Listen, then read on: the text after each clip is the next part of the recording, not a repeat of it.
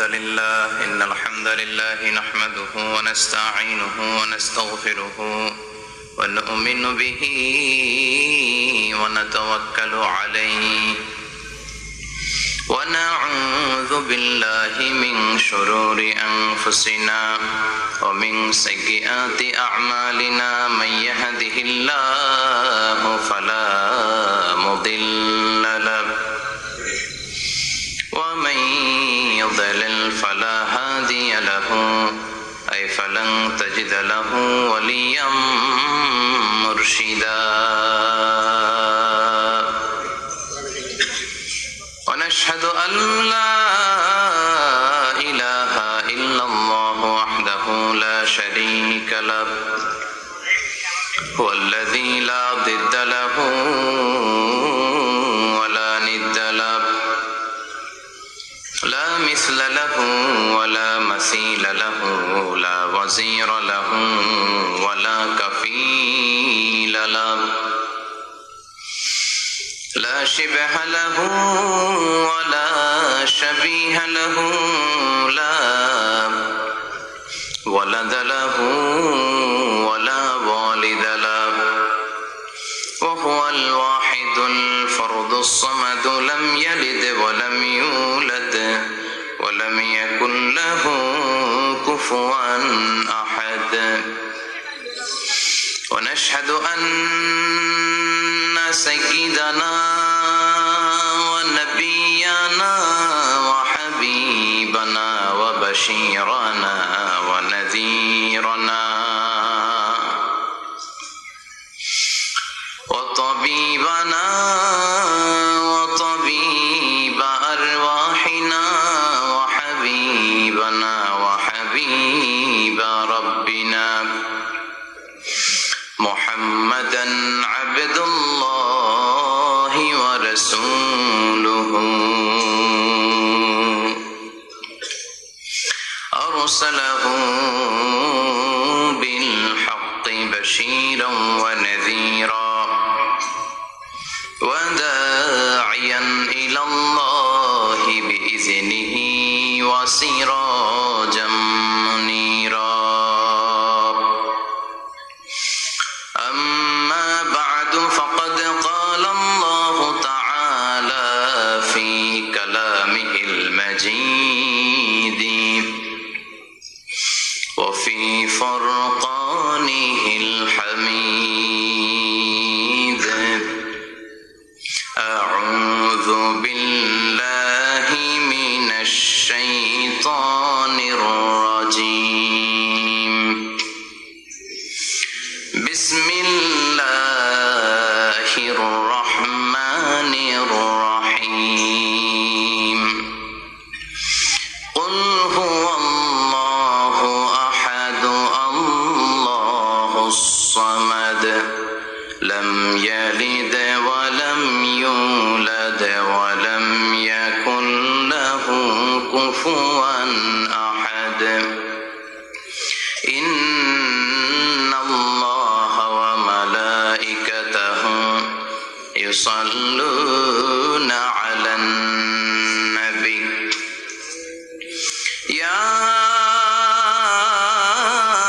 أيها الذين آمنوا صلوا عليه وسلموا تسليما اللهم صل على محمد وعلى آل محمد كما صليت على إبراهيم وعلى آل إبراهيم إنك حميد مجيد اللهم بارك على محمد وعلى آل محمد كما باركت على إبراهيم وعلى آل إبراهيم إنك حميد مجيد আপনারা সবাই কেমন আছেন? আলহামদুলিল্লাহ আমিও ভালো আছি। আমাদেরকে ভালো রাখে কে? আল্লাহ। সুস্থ রাখে কে? আল্লাহ। অসুস্থ রাখে কে? আল্লাহ। এজন্য সব সময় আমরা প্রশংসা করব কার? আল্লাহ। আল্লাহর প্রশংসা করলে আল্লাহ খুশি হয়ে যায়। আর আল্লাহর বেশি বেশি প্রশংসা করলে শয়তান বেজার হয়ে যায়, ঠিক কিনা? আমরা কার খুশি চাই? আল্লাহর খুশি। আর আমাদের মিশনই হচ্ছে শয়তানকে বেজার রাখা। চিল্লায় বলেন ঠিক কিনা? এজন্য সবসময় আল্লাহর প্রশংসা করতে রাজি আছেন তো? বেশি বেশি প্রশংসা যদি করা হয় আল্লাহ তাআলা তার উপর রাজি খুশি হয়ে যায়, তার উপর রহমতের বারিধারা আর বেশি বেশি বর্ষণ করতে শুরু করে। চিল্লায় বলেন ঠিক কিনা? বিষ্ণু ঈসা ইসলাম মসজিদে নববীতে সালাত আদায় করছেন, তিনি নামাজ শুরু করলেন, আল্লাহু আকবার, কেরাত পড়লেন, রুকু করলেন, রুকু থেকে উঠে পড়লেন সামি আল্লাহু লিমান হামিদা, পেছন থেকে সাহাবারা পড়ল রব্বানা ওয়ালাকাল হামদ, এক সাহাবী অতিরিক্ত বাড়িয়ে পড়ল হামদান কাসীরান তাইয়িবান মুবারাকান ফীহি, চারটা শব্দ অতিরিক্ত বলল। কয়টা? চারটা। এই সাহাবী ছাড়া আর কেউ এই চারটা শব্দ অতিরিক্ত পড়ে নাই। নামাজ শেষে বিষ্ণু ঈসা ইসলাম বললেন, কে অতিরিক্ত চারটা তাসবিহ বানিয়ে বানিয়ে পড়েছো যেটা আমি শিখাই নাই? আমি শুধু শিখিয়েছি রব্বানা ওয়ালাকাল হামদ, ও আল্লাহ প্রশংসা আপনার জন্য, প্রেজেস ফর ইউ, আপনার জন্য প্রশংসা, ও মাই লর্ড, এতটুকু শিখিয়েছি। ওয়ালাকাল হামদ, কিন্তু এরপরে অতিরিক্ত বললা কেন? হামদান কাসীরান তাইয়িবান মুবারাকান ফি, কে পড়েছো? দাঁড়াও। কেউ দাঁড়ায় না। বিশ্বনবী অভয় দিলেন, আমি কিচ্ছু বলবো না, দাঁড়াও। বিশ্বনবী যখন অভয় দিলেন, অভয় পেয়ে এক সাহাবী হাত তুলে দাঁড়ালেন, বললেন ইয়া রাসূলুল্লাহ আমি পড়েছি, আমারে মাফ করে দেন। বিশ্বনবী বললেন, কেন বললা? আমি তো শিখাই নাই। পেয়েছো কোথায়? সাহাবী বলল, ইয়া রাসূলুল্লাহ রব্বানা ওয়ালাকাল হামদ মানে O my lord, all praises to you, O Allah সব প্রশংসা আপনার। তো আল্লাহর প্রশংসা যখন আমি করতে শুরু করি, অল্প করলে আমার পোষায় না, এজন্য আমি বাড়িয়ে বাড়িয়ে করি, বেশি বেশি করি। এটা আমার নিজ থেকে আমি বানিয়েছি, আমি বানিয়ে বানিয়ে পড়েছি হামদান কাসীরান তাইয়িবান মুবারাকান ফীহি, আমাকে মাফ করে দেন। বিষ্ণু বললেন, কোনো সমস্যা নাই, ভয় পেও না, চিন্তা করো না, তোমরা তো দেখোনি, আমি দেখেছি। সালাত অবস্থায় আমি দেখতে পেয়েছি তোমার এই অতিরিক্ত চারটা যে তাসবিহ, এটার সওয়াবটা বিদউয়া 30 মালাইকা, 30 জনেরও বেশি ফেরেশতা কে কার আগে আল্লাহর আরশে এই সওয়াবটা পৌঁছে দিবে এ নিয়ে আল্লাহর আকাশের মধ্যে তারা প্রতিযোগিতা করছিল। এজন্য আল্লাহর প্রশংসার দরকার আছে না নাই? ওয়া ইন তাউদ্দু নি'মাতাল্লাহি লা তুহসুহা, আল্লাহর নেয়ামতগুলো যদি গুনতে শুরু করে দাও, গুনে শেষ করা যাবে না। এজন্য বিষ্ণু বলেছেন, try to utilise the privilege, আল্লাহর দেয়া প্রিভিলেজ গুলো, চান্স গুলো, অপরচুনিটি গুলো তোমরা ব্যবহার করতে চেষ্টা করো, আল্লাহর এই রহমত বরকত গুলোকে কাজে লাগাও। ইগতানিম খামসান ক্বাবলা খামসিন, পাঁচটা জিনিসকে পাঁচটা জিনিস আসার আগে গনিমত মনে করো, কাজে লাগাও, ইউটিলাইজ করো, try to take the best out of it, এর সর্বোচ্চটা নেয়ার চেষ্টা করো। আমাদের মুসলিম উম্মার সবচেয়ে বড় সমস্যা হচ্ছে আমাদের যে ক্যাপাসিটি আছে, আমাদের যে মেধা আছে, আমাদের যে প্রিভিলেজ গুলো আছে, এগুলোকে আমরা কাজে লাগাই না, ঠিক কি না? কিন্তু উন্নত বিশ্বে দেখবেন যার যতটুকু যোগ্যতা আছে সেটা সে মানবতার কল্যাণে, ইসলামের কল্যাণে কাজে লাগায়। মানবতার কল্যাণে কোনো যোগ্যতা বা কোনো কাজকে কাজে লাগানো, এটা অনেক বড় ইবাদত। সুবহানাল্লাহ পড়েন। সুবহানাল্লাহ। আমরা অনেকে মনে করি শুধু সালাত পড়া, রোজা রাখা, জিকির করা, সাদাকা দেয়া, চ্যারিটি দেয়া, এটাই ইবাদত না। যে কাজ করলে আল্লাহ খুশি, যে কাজ করলে মানবতার কল্যাণ হয়, তার সবটাই ইবাদত। চিল্লায় বলেন ঠিক কিনা? একজন রাস্তা চিনে না, আপনি রাস্তায় দাঁড়িয়ে রাস্তা দেখিয়ে দিলেন, এটা ইবাদত। একজন অসুস্থ, আপনি তাকে ঋণ দিলেন, এটা ইবাদত। একজন মুমূর্ষু ব্যক্তিকে বাঁচানোর জন্য রক্তের দরকার, আপনি রক্ত দিলেন, এটাও ইবাদত। প্রাণীর প্রতি আপনি দয়া করলেন, এটা ইবাদত। এজন্য প্রিভিলেজ গুলোকে কাজে লাগাতে হবে। বিষ্ণু বলেছেন ইগতানিম খামসান ক্বাবলা খামসিন, পাঁচটা জিনিস আসার আগে পাঁচটা জিনিসকে কাজে লাগাও। নাম্বার 1 হচ্ছে হায়াতাকা ক্বাবলা মাউতিক, মৃত্যু আসার আগে জীবনটারে কাজে লাগাও, ঠিক কি না? ঠিক কথা বলেন। আমরা কে কবে মরবো জানি? কেউ জানি? কিন্তু মরবো যে এটা জানি, ঠিক কি না? মরবো এটা সুনিশ্চিত, কিন্তু কবে মরবো কারো জানা নাই। এজন্য মৃত্যু আসার আগে জীবনটাকে কাজে লাগাও, এবং in the day of judgement, কিয়ামতের কঠিন ময়দানে আল্লাহ কিন্তু জিজ্ঞেস করবেন তোমার জীবনটাকে তুমি কোন কাজে লাগিয়েছো। 2 নম্বরে বিষ্ণু ঈসা ইসলাম বলেছেন শাবাবাকা ক্বাবলা হারামিক, বার্ধক্য আসার আগে যৌবনকে কাজে লাগাও। ঠিক কিনা? যুবকরা হচ্ছে শক্তির আধার, তাদের মধ্যে আছে প্রাণ ঢালা উচ্ছ্বাস, তাদের রক্ত গরম, তারা চাইলে অনেক কিছু করতে পারে, পারে না? কোটা বিরোধী আন্দোলন করতে পারে, তারা নিরাপদ সড়ক চাই আন্দোলন করতে পারে, তারা দুর্নীতিমুক্ত বাংলাদেশ গড়ার প্রত্যয় নিতে পারে। চিল্লায় বলেন ঠিক কিনা? এজন্য যুবকরা যদি জাগে ভালো থাকবে বাংলাদেশ। যুবকরা যদি ইসলামের পক্ষে কাজ করে বাংলাদেশটার রহমত আর বরকত দিয়ে সমৃদ্ধ করে দিবে কে? এজন্য যুবক ভাইয়েরা যারা আছে, তোমাদের এই সময়টা অনেক দামি সময়। কিয়ামতের দিন 7 শ্রেণীর লোককে আল্লাহ তাআলা তার আরশের নিচে ছায়া দিবে। এর মধ্যে এক শ্রেণীর মানুষ হচ্ছে শাবুন নাশা ফি ইবাদাতিল্লাহ, ওই যুবক যারা ইবাদতে সময় কাটিয়েছে, যারা তাদের অবসর সময়টা হিন্দি সিনেমা দেখে নাই, জি বাংলা দেখে নাই, স্টার জলসা দেখে নাই, রূপবানে নাচে কোমর দুলাইয়া এগুলা দেখে নাই, তারা তাদের সময়টা আল্লাহর ইবাদতে কাজে লাগিয়েছে। ওই যুবকদেরকে কিয়ামতের ময়দানে আরশের নিচে ছায়া দিবে কে? অনেক যুবক আসছে আজকে আলহামদুলিল্লাহ। আমাদের এই সময়টা ইসলামের পক্ষে কাজে লাগাতে হবে। রাজি আছো তো? সবাই রাজি আছো? কিন্তু দুর্ভাগ্যজনক হলেও সত্য, বাংলাদেশে যুবকদের চরিত্র নষ্ট করার জন্য, তাদের এইম নষ্ট করে দেওয়ার জন্য, তাদের ক্যারিয়ার গুলো নষ্ট করে দেওয়ার জন্য যা যা দরকার তার সব কিছুর বন্দোবস্ত বাংলাদেশে আছে না নাই? তাদের নৈতিক অবক্ষয়ের জন্য সবচেয়ে ভয়ঙ্করতম জিনিস হচ্ছে মাদক। বাংলাদেশে এটা নাই? হ্যাঁ আছে। এই মাদকের সাথে মুসলমানের কোনো সম্পর্ক থাকতে পারে? সিগারেটের সাথে মুসলমানের কোনো সম্পর্ক থাকতে পারে? সিগারেটের অভ্যাস আমাদের নাই তো?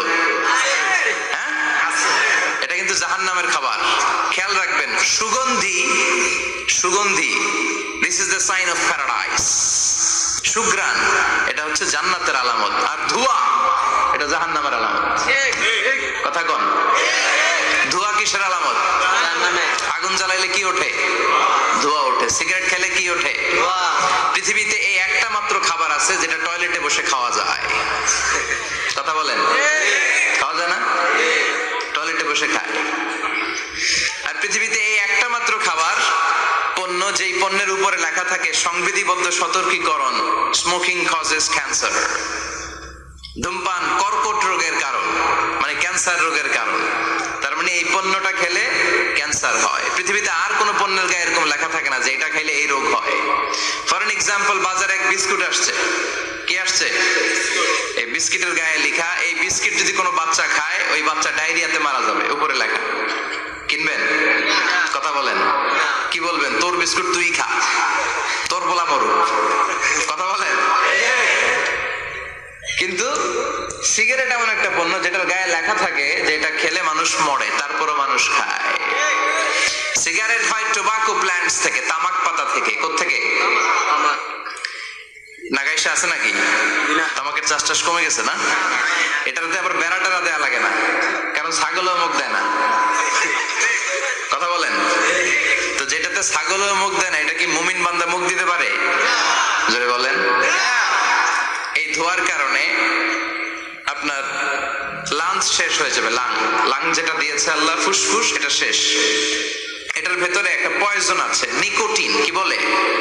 এই নিকোটিন আপনাকে শেষ করে দিবে। প্রতি বছর গোটা বিশ্বে এই নিকোটিনের কারণে হাজার হাজার মানুষ মরে যারা স্মোকিং করে। এজন্য স্মোকিং এর সাথে আমাদের কোনো সম্পর্ক থাকতে পারে? তো স্মোকিং তো অনেক পাতলা বিষয়। এখন স্মোকিং কে ছাড়িয়ে ইয়াবা, গাঞ্জা, মারিজুয়ানা, ফেন্সিডিল, এগুলো আছে না নাই? এই যে কি একটা আসলো, ইয়াবা। এটা পেঁয়াজের ভিতরেও পাওয়া যায়। মানে পেঁয়াজ ভেঙে এটার ভিতরে ইয়াবা নিয়ে আসে, আলু কাইটা ভিতরে ইয়াবা নিয়ে আসে, লাউয়ের ভিতরে ইয়াবা বইরা নিয়ে আসে। দেখা যায় লাউ কেটে দেখা যায় ইয়াবা আছে না নাই? এই ইয়াবা এতদিন ছিল ইউনিভার্সিটি লেভেলের ছেলেরা খেত, নেমে আসলো কলেজে, হাই স্কুলে, এখন প্রাইমারির ছেলেদের মধ্যেও ইয়াবা ঢুকছে। দেশ কোন ভয়ঙ্কর অবস্থায় দাঁড়িয়ে আছে, হুঁশ নাই আমাদের। তো যে যুবকেরা এবাদতে রাত কাটাবে, হ্যাঁ, এবাদত করে করে রাতের আধারে যারা সেজদাতে রয়, আমরা গানে শুনি যে চোখের পানি দিয়ে যেখানে ঝড় উঠবে যে যুবকদের, সেই যুবকেরা এখন ইয়াবা নিয়ে ব্যস্ত, মারিজুয়ানা নিয়ে ব্যস্ত, ফেন্সিডিল নিয়ে ব্যস্ত। এজন্য এলাকাতে এই ফেন্সিডিলের ব্যবসা, ইয়াবার ব্যবসা, এগুলোকে সংঘবদ্ধ হতে দিবেন না। জনপ্রতিনিধি কেউ আসছেন কিনা জানি না মঞ্চে, আমি জানি না, এটা আপনাদের দায়িত্ব। আপনারা এলাকার গণ্যমান্য ব্যক্তিবর্গদেরকে নিয়ে ওদের যে স্ট্রং একটা সিন্ডিকেট আছে এটা ভেঙে দেন, এলাকাটারে সুন্দর করেন, যুবকগুলোরে আল্লাহ আল্লাহ হতে সাহায্য করেন, ঠিক কিনা? তাহলে যুবকদের চরিত্র ধ্বংসের ক্ষেত্রে সবচেয়ে বড় হাতিয়ার হচ্ছে এই মাদক। নাম্বার 2, সেটা হচ্ছে পর্নোগ্রাফি। এখন হাতে হাতে মোবাইল আছে না নাই? এই যে এটা একটা সিনেমা হল, এটার নাম কি? কথা কন। যত সিনেমা আছে সব ঢুকানো যায়, আবার মাহফিলে ঢুকানো যায়। The choice is yours, the decision is yours. তুমি জান্নাতে যাবা না জাহান্নামের লাকড়ি হবা, সিদ্ধান্ত তোমার। এগুলোর ভিতরে এখন ব্লু ফিল্ম পাওয়া যায়, ইন্ডিয়ান নায়িকাদের নেকেড সিনারি পাওয়া যায়, যায় না? কথা কন। যুবক ভাইরা, এগুলো থেকে তোমাদের বেঁচে থাকতে হবে। তোমরা আগামী দিনের সম্ভাবনা, তোমাদেরকে অনেক দূর যেতে হবে। You have to make a very bright career for your society, for your family, for your country. তোমাদেরকে অনেক দূর যেতে হবে। এজন্য নজরের লাগামটাকে টেনে ধরতে হবে। বিষ্ণু বলেছেন, আন-নাযার সাহমুন মাসমুম মিন সিহামি ইবলিস। দৃষ্টি হচ্ছে শয়তানের বিষ মাখানো তীরবানের মধ্য থেকে একটা তীর। এই তীর দিয়ে শয়তান যুবক আর যুবতী মেয়েদেরকে কাবু করে ফেলে, ঠিক কিনা? চিল্লায় বলেন ঠিক কিনা? এজন্য নজরটাকে হেফাজত করতে হবে। Zee Bangla, Star Jalsha, Kiranmala, Hindi cinema, naked film, blue film, এগুলোর সাথে কোনো মুসলমান যুবকের সম্পর্ক থাকতে পারে না। আমাদের দেশের ছোট্ট ছেলে মেয়েরা মসজিদে গেলে আমরা তাড়িয়ে দেই, তাই না? তুরস্কে একটা প্রজেক্ট নিয়েছে, যে ছোট্ট ছেলে মেয়েরা 40 দিন লাগাতার 40 দিন ফজরের সালাত জামাতে পড়বে। মসজিদ কর্তৃপক্ষ তাদের প্রত্যেককে একটা করে সাইকেল দিবে। এখন পোলাপান গো ভিড়ে মুরব্বীরা প্রথম কাতারে জায়গাই পায় না। সুবহানাল্লাহ কইবেন না? হোয়াট এ অ্যামেজিং প্রজেক্ট, কি সুন্দর ইনিশিয়েটিভ। আমরাও চাইলে নিতে পারি, ঠিক কিনা?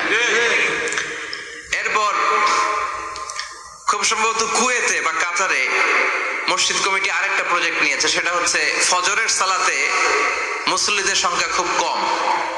মসজিদ কমিটি ঘোষণা দিয়েছে, যারা ফজরের নামাজে আসবে না, ফজরের নামাজে যেই পুরুষরা আসবে না, অর্থাৎ তাদের স্ত্রীরা তাদেরকে ফজরের সময় ডেকে দেয় না, এজন্য মসজিদের ফান্ডিং এ, মসজিদের টাকা দিয়ে ওই পুরুষগুলোকে দ্বিতীয় বিবাহের ব্যবস্থা করে দেয়া হবে। কথা বুঝতে পারছেন? খরচ মহরানা সব মসজিদ কমিটির। সেকেন্ড ম্যারেজ প্রজেক্ট, দ্বিতীয় বিবাহ প্রকল্প। এই ঘোষণা দেওয়ার পর থেকে এরপরের দিন মসজিদ টাকা সারা রাত কোন মহিলা ঘুমাই না।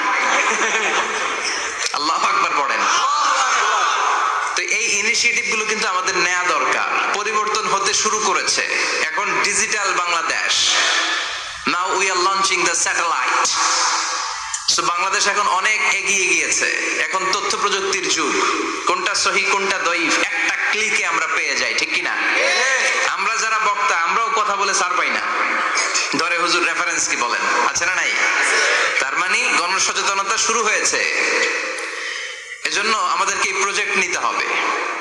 এই যে মাহফিল এটা হয়েছে, এটা কি কোনো এক ব্যক্তির ফান্ডিং এ হয়েছে? কথা বলেন। একজন 10 লক্ষ দিয়েছে 2 দিন ব্যাপী মাহফিল, এরকম না। এটা সবাই মিলে করেছি, সবাই মিলে এরকম সবাই মিলে যুবকদেরকে বাঁচাতে হবে, সবাই মিলে একসাথে আল্লাহ আল্লাহ হতে হবে, সবাই মিলে একসাথে জান্নাতে ঢুকতে হবে। না গাইছে সবাই যদি আমরা জান্নাতে থাকি ভালো লাগবে না? কিছু জান্নাতে কিছু জাহান্নামে ভালো লাগবে? আমরা জান্নাতে গেলে একসাথে যাব ইনশাআল্লাহ। কয় না ইনশাআল্লাহ? চিৎকার করে পড়েন ইনশাআল্লাহ। তাহলে তাহলে যুবকদেরকে শেষ করেছে মাদক, এই মাদক থেকে বাঁচতে হবে। যুবকদেরকে শেষ করেছে পর্নোগ্রাফি থেকে বাঁচতে হবে। যুবকদেরকে শেষ করে দিয়েছে নোংরা ছাত্র রাজনীতি, আছে না নাই? টেন্ডারবাজি, চাঁদাবাজি, রাজনৈতিক দলগুলো এই যুবকদেরকে দিয়ে এই কাজগুলো করায়। ওনারা কিন্তু মাঠে নামে না, চিল্লায় বলেন। এই যে নির্বাচন পূর্ব সহিংসতা, এখানে গাড়ি ভাঙচুর, ওইখানে জ্বালাও পোড়াও, এখানে আগুন দাও, ওইখানে সন্ত্রাসবাদ, এগুলো সব যুবকদেরকে দিয়ে করানো হয়। এজন্য নোংরা রাজনীতির এই প্যানেলকে ভেঙে দেন আপনারা। সুন্দর রাজনীতির প্রচলন শুরু করেন, বরকত দিবে কে? আপনাদের একটা শক্ত সিদ্ধান্তই পারে বাংলাদেশকে সোনার মদিনার রাষ্ট্রে পরিণত করতে। চিল্লায় বলেন ঠিক কি না? তাহলে যুবকদের সবচেয়ে বড় সমস্যা কি? মাদক, তারপর পর্নোগ্রাফি, 3 নম্বরে নোংরা ছাত্র রাজনীতি, 4 নম্বরে লেট ম্যারেজ, আছে না নাই? কয় তুই নিজের পায়ে দাঁড়া। এতদিন কার পায়ে দাঁড়াইছে? কয় তুই নিজের পায়ে দাঁড়া আগে, তারপরে বিয়ে করবি। নো, টাইমলি ম্যারেজ ক্যাম্পেইন করতে হবে। যুবক হওয়ার সাথে সাথে সোসাইটির অর্থায়নে ওকে বিয়ের ব্যবস্থা করে দিতে হবে। বিষ্ণু ইসলাম বিয়েকে অনেক সহজ করেছেন, অনেক সহজ করেছেন। এক সাহাবী বললেন, ইয়া রাসূলুল্লাহ, বিয়ে করব। বিষ্ণু বললেন, হাল্লাকা সাদাক, ইয়ানি মাহর, ডু ইউ হ্যাভ দ্য ডোরি? তোমার কি মোহর আছে? কারণ বিয়ে করলে তো মোহর দেয়া লাগবে। সাহাবী বলে, মোহর টোহর কিছু নাই। কি আছে? আমার সে গরিব এই তল্লাটা কেউ নাই। বিষ্ণু বললেন, ও সাহাবী, কোরআনের কোন সূরা আছে কিনা তোমার কাছে? সাহাবী বলল, নবী, কোরআনের অল্প কয়েকটা সূরা আমার মুখস্থ জানা আছে। এক যুবতী মেয়ে বলল, নবী, আমি বিয়ে করব। বিষ্ণু বললেন, কোরআন জানো নাকি? যুবতী বলে, না, কোরআন আমি জানি না। বিষ্ণু বললেন, আমার কাছে ভালো একখানা পাত্র আছে, বিয়ে পড়িয়ে দিলাম। আর মেয়েটাকে বলল, মা, তোমার স্বামীর কোনো টাকা নাই, পয়সা নাই, মোহরানা দেওয়ার মতো কিচ্ছু নাই, তুমি কোরআন জানো না, কিন্তু তোমার স্বামীর সিনার ভিতরে কোরআন আছে। তোমার কোরআন জানা নাই, প্রতি রাতে তোমার স্বামী তোমাকে কোরআন শিখায়া দিবে, সূরাগুলো মুখস্থ করায়া দিবে। তোমাকে যে তোমার স্বামী কোরআন শিখায়া দিবে, এটাই হলো রে মা তোর বিয়ের মোহর। স্বামী তোমার টিচার, সে তোমাকে কোরআন শিখাই দিবে, এটা তোমার বিয়ের মোহর। সহজ হয়ে গেল না? কথা বলেন। সবচেয়ে বরকতময় বিয়ে ওই বিয়ে যেই বিয়েতে খরচ কম। শুনতেছেন? হ্যাঁ, আমলের নিয়তে শুনেন। চেঞ্জ লাগবে, পরিবর্তন আনতে হবে আমাদের। ওই বিয়েটা সবচেয়ে বরকতের বিয়ে যেই বিয়েতে মোহরানা কম, যেই বিয়েতে খরচ কম, যেই বিয়ের ভেতরে ধুমধাম কম, ওই বিয়েটারে বরকত দিয়ে পরিপূর্ণ করে দেয় কে? ফাতিমা রাদিয়াল্লাহু তাআলা আনহার সাথে সাইয়েদনা আলীর বিয়ে হলো। ফাতিমাকে যে বিষ্ণু বললেন, আলী আমার কাছে এসে তোমার কথা বলেছে, তুমি কি রাজি? ফাতিমা কোনো কথা বলে না। আবার জিজ্ঞেস করা হলো, কথা বলে না। ফাসাকাতাত, চুপচাপ। 3 বার বিশ্বনবী জিজ্ঞেস করলেন, 3 বারই চুপচাপ। আসুকুতু নিসফুর রিদা, মেয়েদের চুপ থাকা সম্মতির অর্ধেক। জোরে কোন ঠিক কিনা? কি লজ্জাবতী নারী, কিছু বলেই না। তার মানে বাবা যেটা ডিসাইড করবে ওইটাই। ফাতেমার সাথে সাইয়েদনা আলীর বিয়ে হয়ে গেল। সামান্য কিছু কাপড় পেয়েছেন, সামান্য কিছু দিরহাম পেয়েছেন, সামান্য কিছু মোহরানার বিনিময়ে বিশ্বনবীর কন্যা সাইয়্যিদাতু নিসাই আহলিল জান্নাহ, সব নারীদের সর্দারিনী, যে ফাতেমা জান্নাতের দরজার ভেতরে ধাক্কা না দিলে কোনো নারী জান্নাতে প্রবেশ করতে পারবে না। সামান্য কিছু মোহরানার বিনিময়ে বিয়ে হয়ে গিয়েছে। সুবহানাল্লাহ। এজন্য বিয়েটারে সহজ করার দরকার আছে না নাই? রাজি আছেন তো? বিয়েটাকে সহজ করতে হবে। এরপরে আরেকটা সমস্যা হচ্ছে বিবাহ বহির্ভূত সম্পর্ক। এটা যুবকদের মধ্যে এখন মহামারী আকার ধারণ করেছে। এখন গার্লফ্রেন্ড বয়ফ্রেন্ড আছে না নাই? সংক্ষেপে এগুলোর কি কয়? জিএফ, জিএফ, জিএফ আর বিএফ। নাগাইছে তো এগুলো ঢুকে নাই মনে এখনো? হ্যাঁ, আছে আছে আছে। কার কার দেখি হাত তোল। পিডায় আজকে সোজা করে দিয়ে দাও। গার্লফ্রেন্ড আছে কার কার দেখি? হ্যাঁ, ওই যে একটা হাত তুলছে, ওরে নোবেল প্রাইজ দেওয়া দরকার। যুবক ভাইয়েরা, এগুলো থেকে বেঁচে থাকতে হবে। তোমাদের এই উচ্ছ্বাস, তোমাদের এই শক্তি ইসলামের পক্ষে কাজে লাগাতে হবে।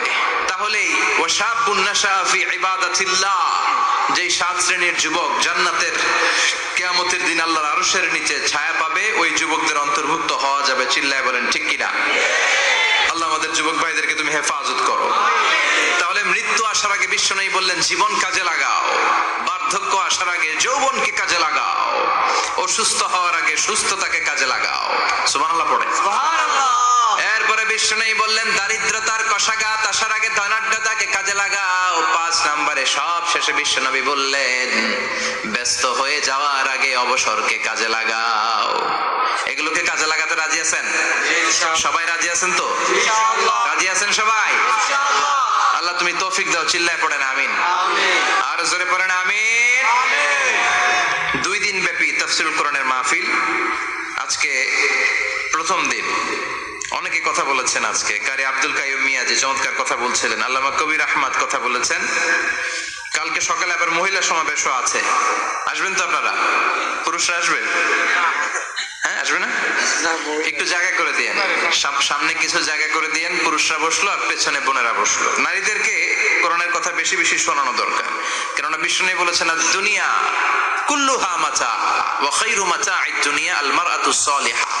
পৃথিবীতে যা দেখা যায় সব সম্পদ। সব কি সম্পদ? কথা বলেন। সব হচ্ছে অ্যাসেট, সব সম্পদ। আর এই সব সম্পদের মধ্যে সবচেয়ে দামি সম্পদ হচ্ছে সতী সাধী নারী। সুবহানাল্লাহ। বাড়িতে গিয়া এই জন্য নারীদেরকে ইসলাম শিখাতে হবে, কোরআন শিখাতে হবে। আল্লাহ তুমি তৌফিক দাও। উত্তর নাগাইশ জামে মসজিদ সংলগ্ন আজকের এই প্রোগ্রাম, যারা এই প্রোগ্রামের অ্যারেঞ্জ করেছেন তাদেরকে আমি আন্তরিক শুভেচ্ছা এবং মোবারকবাদ জানাই। আয়োজনে হচ্ছে হিলফুল ফুজুল ইসলামী যুব সংগঠন। মাশাআল্লাহ, হিলফুল ফুজুল আছে এখানে না? যেখানেই হিলফুল ফুজুল ওইখানেই বরকত। বেশি না কম? আল্লাহ তোমাদেরকে কবুল করুক। এই যুবকদেরকে আল্লাহ সাইয়েদনা হামজার মতো, ওমরে ফারুকের মতো কবুল করে নিক। আমরা আরো জোরে পড়ি আমিন।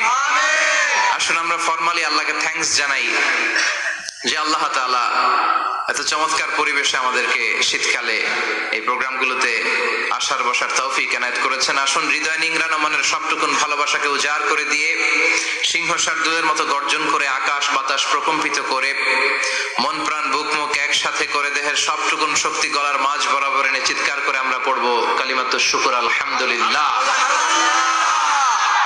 সবাই পড়েন রব্বানা লাকাল হামদ হামদান কাসীরান তাইয়িবান মুবারাকান ফীহি ইয়া রাব্বি লাকাল হামদু কামা ইয়ানবাগি লিজালালি ওয়াজহিকা ওয়া আযীমি সুলতানিকা লাকাল হামদু বিল ঈমান লাকাল হামদু বিল ইসলাম লাকাল হামদু বিল কুরআন।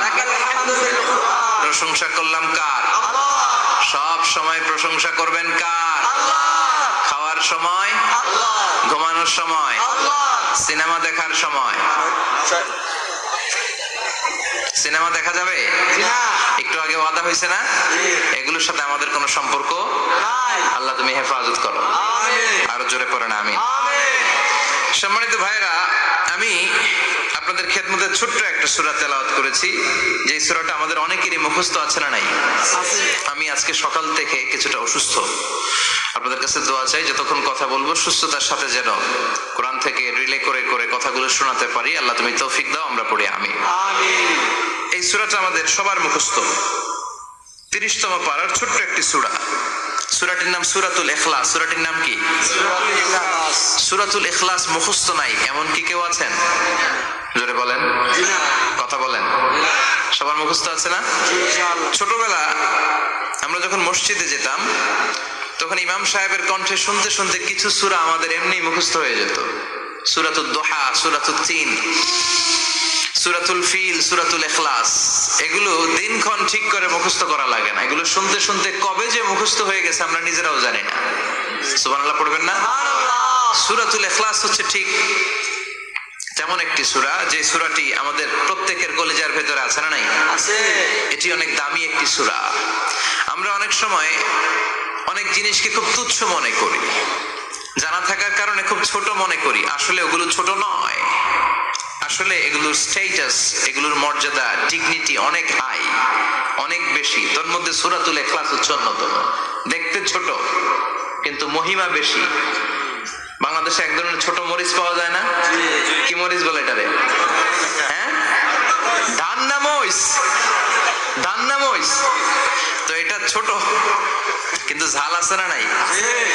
ঝাল কিন্তু ছোট না, ঝাল অনেক বড়। তো এই সূরাটাও এই ধান্না মরিচের মতো। ধান্না মরিচ যেমনি ছোট, এই সূরাটাও দেখতে ছোট কিন্তু এটার ঝাল বেশি, এটার বরকত বেশি, এটার মার্সি এন্ড ব্লেসিংস বেশি, এটার স্ট্যাটাস অনেক হাই। তো আজকের এই চমৎকার রজনীতে আমরা এই ছোট্ট সূরাটি থেকে কি শিক্ষা আল্লাহ তাআলা আমাদের জন্য রেখেছেন সেটা আমরা জানবার চেষ্টা করব। আওয়াজ তুলে সবাই পড়েন ইনশাআল্লাহ। আমি সবসময় বলে থাকি যে আমি যখন আলোচনা করি আমি মনে করি যে আমি ক্লাস নিচ্ছি, তার মানে সবাই ছাত্র, আর যিনি কথা বলেন তিনি শিক্ষক।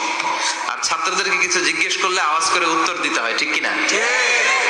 এজন্য শেষ পর্যন্ত উত্তর দিবেন তো ইনশাআল্লাহ। এবং কি কি শিখলেন আমি চাইবো যে আপনারা রিপিট করেন, রিপিট করে আমাকে শোনান যে আমরা এগুলো শিখলাম, ঠিক কিনা?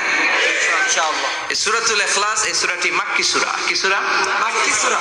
সবাই বলেন মাক্কি সূরা। মাক্কি সূরা। হিজরতের আগে যে সূরাগুলো নাজিল হয় এগুলোকে আমরা বলি মাক্কি। হিজরতের পরে যে সূরাগুলো নাজিল হয়েছে এগুলোকে আমরা বলি মাদানী। তার মানে এই সূরাটা নাজিল হয়েছে হিজরতের আগে না পরে? আগে। হিজরতের আগে নাজিল হয়েছে এই সূরাটি। এই সূরার আয়াত সংখ্যা মাত্র 4টি। কয়টি? 4টি। চিল্লায় বলেন কয়টি? 4টি। এই সূরাটি কোরআনের 112তম সূরা, ধারাক্রম অনুসারে 112 নম্বর সূরা। এই সূরায় শব্দ আছে 15টি, অক্ষর আছে 47টি। শব্দ কয়টা? 15টি। অক্ষর কয়টা? 47টি। আবার বলেন শব্দ 15, অক্ষর 47। অনেক মহিমান্বিত একটি সূরা, অনেক বরকতের একটি সূরা। মা বোনদের যাদের কানে আমার মাইকের আওয়াজ যাচ্ছে আপনারাও খেয়াল করে শুনেন। এই সূরাটির তাফসীর অত্যন্ত জরুরি তাফসীর। এই সূরাটির নাম হচ্ছে সূরাতুল ইখলাস, কিন্তু শুধু সূরাতুল ইখলাসই এই সূরার নাম নয়। এই সূরার আরো চমৎকার কিছু সুন্দর সুন্দর নাম আছে। এই সূরার একটা নাম হচ্ছে সূরাতুত তাওহীদ। কি নাম? চিল্লায় বলেন কি নাম? তাওহীদেরই মুর্শিদ আমার মুহাম্মাদের নাম বলো, মুহাম্মাদের নাম। আল্লাহর নাম জপলে বুঝতে পারি আল্লাহরই কালাম বলো, মুহাম্মাদের নাম। পড়েন সবাই। তাওহীদেরই মুর্শিদ আমার মুহাম্মাদের নাম বলো, মুহাম্মাদের নাম। আল্লাহর নাম জপলে বুঝতে পারি আল্লাহরই কালাম বলো, মুহাম্মাদের নাম। আল্লাহু আকবার। তার মানে এই সূরার একটা নাম হচ্ছে তাওহীদ। তাওহীদ মানে একত্ববাদ, ওয়াননেস অফ দ্য ক্রিয়েটর। স্রষ্টা যে একজন, এই ব্যাপারে আমাদের কোনো সন্দেহ আছে? কথা বলেন। আমাদের রব কয়জন? স্রষ্টা কয়জন? এজন্য সূরার নাম হচ্ছে সূরাতুত তাওহীদ। একত্ববাদের ধারণা, আল্লাহ যে একজন, এই কথাটা এই সূরার ভেতরে চমৎকার ভাবে বর্ণনা করেছে কে? আর তাওহীদের বিপরীত হলো শিরক। শিরক হলো ভয়ঙ্করতম একটা রোগের নাম। ক্যান্সারের অ্যান্সার হয়, শিরকের কোনো অ্যান্সার হয় না। জোরে বলেন ঠিক কি না? এজন্য আমরা যত ইবাদত করার জন্য নিয়ত করি আল্লাহ প্রথমে বলেন শিরক করো কিনা আগে সেটা বলো। প্রথমে তুমি শিরক থেকে নিজেকে মুক্ত করার ঘোষণা দিয়ে দাও, তারপরে ইবাদত শুরু করো। ইবাদতটা তখন কবুল করে নিবে কে? এজন্য আমরা যখন নামাজে দাঁড়াই আল্লাহ বলে শিরক করো নাকি? আমরা বলি ওয়াজ্জাহাতু ওয়াজহিয়া লিল্লাযী ফাতারাস সামাওয়াতি ওয়াল আরদা হানিফাও ওয়া মা আনা মিনাল মুশরিকিন। ওমা আনা মিনাল মুশরিকিন। আল্লাহ আমি শিরক করি না, শিরকের সাথে আমাদের কোনো সম্পর্ক। আবার যখন ইজার আর রিদা পরে জিল হজ মাসে হজের জন্য আরাফাতের ময়দানে আমরা চলে যাই, আল্লাহ বলেন হজের ঘোষণা পরে দাও, আগে ঘোষণা দাও শিরক করো নাকি? আমরা তখন ঘোষণা দেই লাব্বাইক আল্লাহুম্মা লাব্বাইক। পারেন না? লাব্বাইক আল্লাহুম্মা লাব্বাইক, লাব্বাইক লা শারীকা লাক লাব্বাইক ইন্নাল হামদা ওয়ান নি'মাতা লাক ওয়াল মুলক লা শারীকা লাক। পড়েন লাব্বাইক আল্লাহুম্মা লাব্বাইক লাব্বাইক লা শারীকা লাক লাব্বাইক ইন্নাল হামদা ওয়ান নি'মাতা লাক ওয়াল মুলক লা শারীকা লাক। আমরা বলি লা শারীকা লাক, ঠিক কি না? আমরা যখন হজের জন্য দাঁড়াই, আল্লাহ বলে হজ পরে করো, আগে বলো শিরক করো নাকি, শিরকের সাথে সম্পর্ক আছে নাকি? আমরা বলি লা শারীকা লাক, আপনার সাথে কোনো ধরনের শরীক আমরা করি না। তার মানে শিরক হচ্ছে ভয়ঙ্কর অপরাধ। সব গুনাহ আল্লাহ মাফ করে দেয়, সব গুনাহ আল্লাহ ক্ষমা করে দেয়, একটা গুনাহ ছাড়া, সেটা হলো শিরকের গুনাহ। সেটা কিসের গুনাহ? কথা বলেন। এজন্য চাইতে হবে একজনের কাছে, তিনি কে? মাফ করতে পারে একজন, তিনি কে? মনের বাসনা পূরণ করতে পারে একজন, তিনি কে? বিপদ থেকে রক্ষা করতে পারে একজন, তিনি কে? নির্বাচনে বিজয় দিতে পারে একজন, তিনি কে? এজন্য চাইতে হবে কার কাছে? এটার নাম হচ্ছে তাওহীদ। এটার নাম কি? তাওহীদ। তার বিপরীত হচ্ছে শিরক। বিষ্ণু বলেন আখফা মিন তাবিবিন নামাল, পিঁপড়ার গুটি গুটি পায়ের চেয়ে সূক্ষ্ম হচ্ছে শিরক। পিঁপড়া যেমনি মিষ্টির দোকানের ভেতরে, মিষ্টির বক্সের ভেতরে গুটি গুটি পায়ে ঢুকে যায় আর মিষ্টিগুলোকে নষ্ট করে দেয়, ঠিক তেমনি শিরক গুটি গুটি পায়ে ভাইরাসের মতো মানুষের দেহের ভেতরে ঢুকে তার ঈমান আমল সবকিছুকে বরবাদ করে দেয়। চিল্লায় বলেন ঠিক কি না? এজন্য আল্লাহ ডেকে বলেন গোলাম, কিয়ামতের কঠিন ময়দানে পাহাড় পরিমাণ গুনাহ নিয়ে যদি তোমরা আমার কাছে আসো, আর ওই পাহাড় পরিমাণ গুনার ভেতরে যদি কোনো শিরকের গুনাহ না থাকে, তাহলে আমি আল্লাহ পাহাড় পরিমাণ ক্ষমা নিয়ে তোমার কাছে হাজির হয়ে যাব। পাহাড় পরিমাণ গুনাহ, কিন্তু এই গুনাহতে শিরকের গুনাহ নাই, অন্য গুনাহ। তাহলে পাহাড় পরিমাণ ক্ষমা নিয়ে আমাদের কাছে হাজির হয়ে যাবে কে?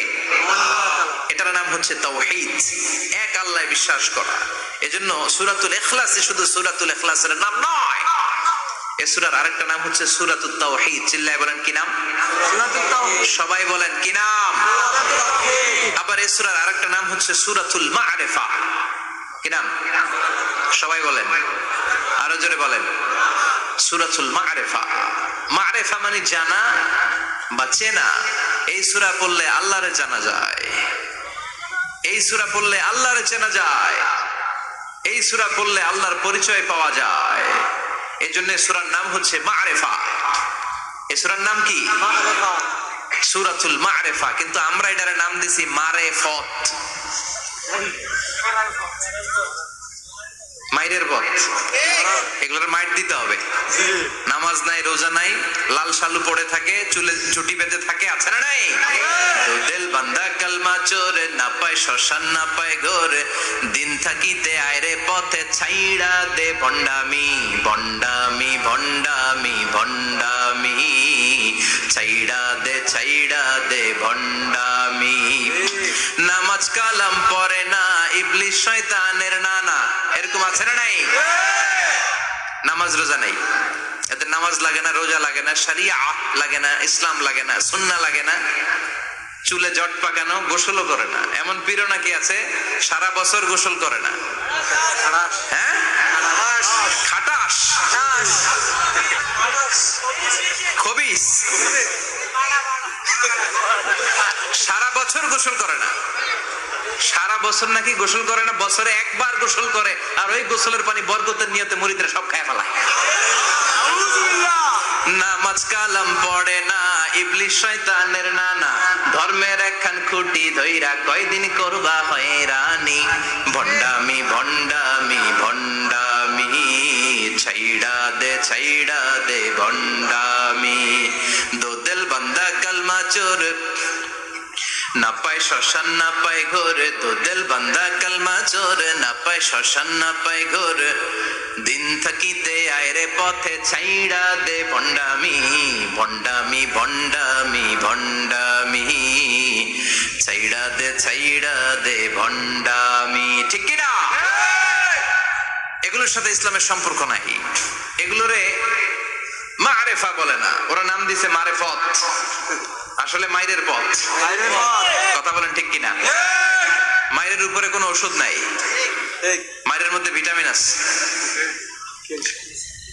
এজন্য বাংলাদেশে সুন্দর একটা কথা বলে যে সোজা আঙ্গুলে সবসময় ঘি ওঠে না, আঙ্গুল মাঝে মাঝে বাঁকা করতে হয়। এই বেয়াদব গুলারে শিক্ষা দিতে হলে ওই মাইরের পথে আপনাদেরকে যেতে হবে, ছিন্ন বিচ্ছিন্ন করে দিতে হবে, এদের সংঘবদ্ধ অবস্থানকে সরকার করে দিতে হবে, তাহলে দেখবেন সব সোজা হয়ে যাবে। চিল্লায় বলেন ঠিক কিনা? লা রুহবানিয়াতা ফিল ইসলাম, ইসলামে সন্ন্যাসবাদ নেই। Islam it's a very all encompassing social system. এটা হচ্ছে একটা ব্যালেন্সড রিলিজিয়নের নাম। মন গড়া কিছু করলেই আল্লাহর দরবারে সেটা কবুল হবে। এক সাহাবী ঘোষণা দিল, সারা রাত তাহাজ্জুদ পড়ব, রাত্রে আমি ঘুমাবো না। আরেক সাহাবী বলল, আমি বিয়ে করেছি কিন্তু বউয়ের কাছে যাব। আরেক সাহাবী বলল, আমি সারা বছর রোজা রাখবো, একটা রোজাও ভাঙবো না, একটা রোজাও ভাঙবো না। বিশ্বনবী শুনে রেগে গেলেন। বিশ্বনবী বললেন, কারা কারা এই ঘোষণা দিয়েছো যে সারা বছর রোজা রাখবা? সারা বছর রোজা রাখার সিস্টেম ইসলামে নাই। এটাকে আরবিতে বলে সাওমে ভিসাল। কি বলে? সারা বছর রোজা রাখলে কোনো সওয়াব হবে? কথা কোন হবে? কোনো সওয়াব হবে না। সারা রাত তাহাজ্জুদ পড়লে সওয়াব হবে? কোনো সওয়াবই নেই। আপনাকে ঘুমাতে হবে, আবার তাহাজ্জুদও পড়তে হবে, আবার ঘুমাতে হবে, আবার ফজরের নামাজে প্রথম কাতারে থাকতে হবে। চিল্লায় বলেন ঠিক কি না? এজন্য ইসলাম হলো ভারসাম্যপূর্ণ জীবন বিধান। ছেলে মেয়ে রেখে দিয়ে, সমাজ রেখে দিয়ে, কাজকর্ম রাজ্য রেখে দিয়ে আপনি সন্ন্যাসী সেজে বসে থাকলেন, এটার নাম ইসলাম না। বিশ্বনবী হচ্ছে গোটা বিশ্বের মানুষদের জন্য model, as a teacher, as a father, as a commander, as a messenger, as a lawgiver, as a lawmaker, as a reformer of the society, as a philosopher. Muhammad is the superman of the world. চিল্লায় কোন ঠিক কিনা? তিনি শিক্ষক হিসেবেও সেরা, তিনি বাবা হিসেবেও সেরা। তিনি সাইয়্যিদাতুনা ফাতিমাকে এত ভালোবাসতো, বিশ্বনবী বলতেন, ফাতেমা আমার কলিজার টুকরা, যে ফাতেমারে কষ্ট দেয় সেজন্য আমি বিশ্বনবীরে কষ্ট দেয়। সফরে গেলে সবার শেষে ফাতিমার সাথে দেখা করে সফরে বেরোতেন, আবার সফর শেষ করে ঘরে ঢোকার সময় সবার আগে বিশ্বনবী ফাতেমার সাথে দেখা করে নিতেন। কি সুন্দর ফ্যামিলি লাইফ। তার মানে বাবা হিসেবে সেরা, আবার নানা হিসেবে সেরা। হাসান হুসাইন ছিল রাইহানাতাইন, বিশ্বনবীর পারফিউম। বিশ্বনবী বলতেন, রাইহানাতাইনি ফিদ দুনিয়া, হাসান এবং হুসাইন হলো দুনিয়ার বুকে আমার সুগন্ধি। হাসান হুসাইনের দেহের মধ্যে এমন কোন জায়গা নাই যেই জায়গায় বিশ্বনবীর দুইটা ঠোঁট লাগে নাই। হাসান হুসাইনের দেহের প্রতিটা জায়গায় বিশ্বনবী চুমু দিয়েছেন।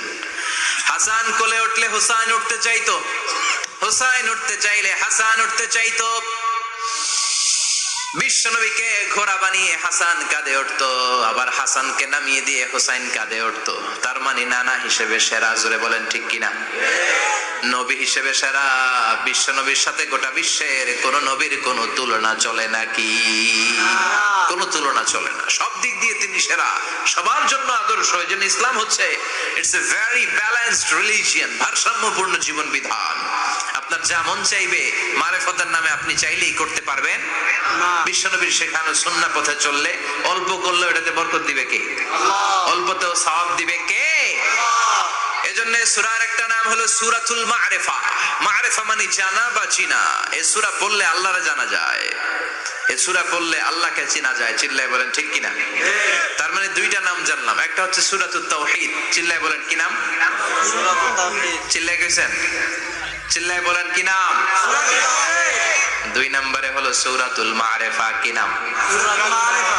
তিন নম্বর হলো সূরাতুস সমাদ।